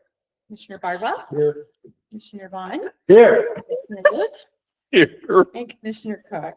Here. You guys are killing me. Thank you for that. Ed. First item on there is action of the previous meeting minutes. Mr. Chair, I make a motion to on action on previous minutes, statutory finance, June 12th, 2025. Support. Been moved by Commissioner Lutz, supported by Commissioner Goodchild, to approve the action of the previous meeting minutes, statutory finance on 12th of June, 2025. Any more discussion on that? All in favor, say aye. Aye. Has been approved. New business. Review and approval of the finance report and checks. Mr. Chair, I make a motion to review and approve the finance report and checks for the finance docket 6/26/25. Support. The moved by Commissioner Goodchild, and supported by Commissioner Lutz, to review and approval of the finance report and checks 6/26/45 on the finance docket. Any more discussion? Hearing none, all in favor say aye. Aye. That approved. Review and approval of the daily report and checks. Chairman, I make a motion to review and approve the daily report and check 6/26/25 daily docket. Support. Then moved by Commissioner Cook, supported by Commissioner Luce. Review and approval of the daily report and checks on 6/26/25 on the daily docket. Any more discussion on this part of it? Hearing none, all in favor say aye. Aye. Motion's been approved. Review and approval of the per diem report and checks. Chairman, I review and approve of the per diem reports and checks, June 2025 per diems. Support that. It's been moved by Commissioner Luce, supported by Commissioner Cook. Review and approval of the per diem report and checks, June 2025 per diems. Any more discussion? All in favor say aye. Aye. Motion's been approved. I see nothing on the old business. Is there any public comment on the statutory finance? Part of our meeting this morning. Yes, me again. You take back motions. It's just a handout, but I did not make it to the agenda. This is a draft report that, I sent you all an email, or excuse me, I sent the finance committee an email. I was unable to add, Commissioner Bardwell's request to add a flag or a note on the statutory finance reports to show what line items were over budget. So I did, however, run a different report, and I was able to condense it to what I believe the commissioners are looking for. However, I'm open for feedback. So this is a draft report. I'm going to hand it out to you. If you would review it at your leisure and get back with me with any feedback of what you'd like to see, I'm happy to adjust the report accordingly. Thank you. Thank you. That's all I have.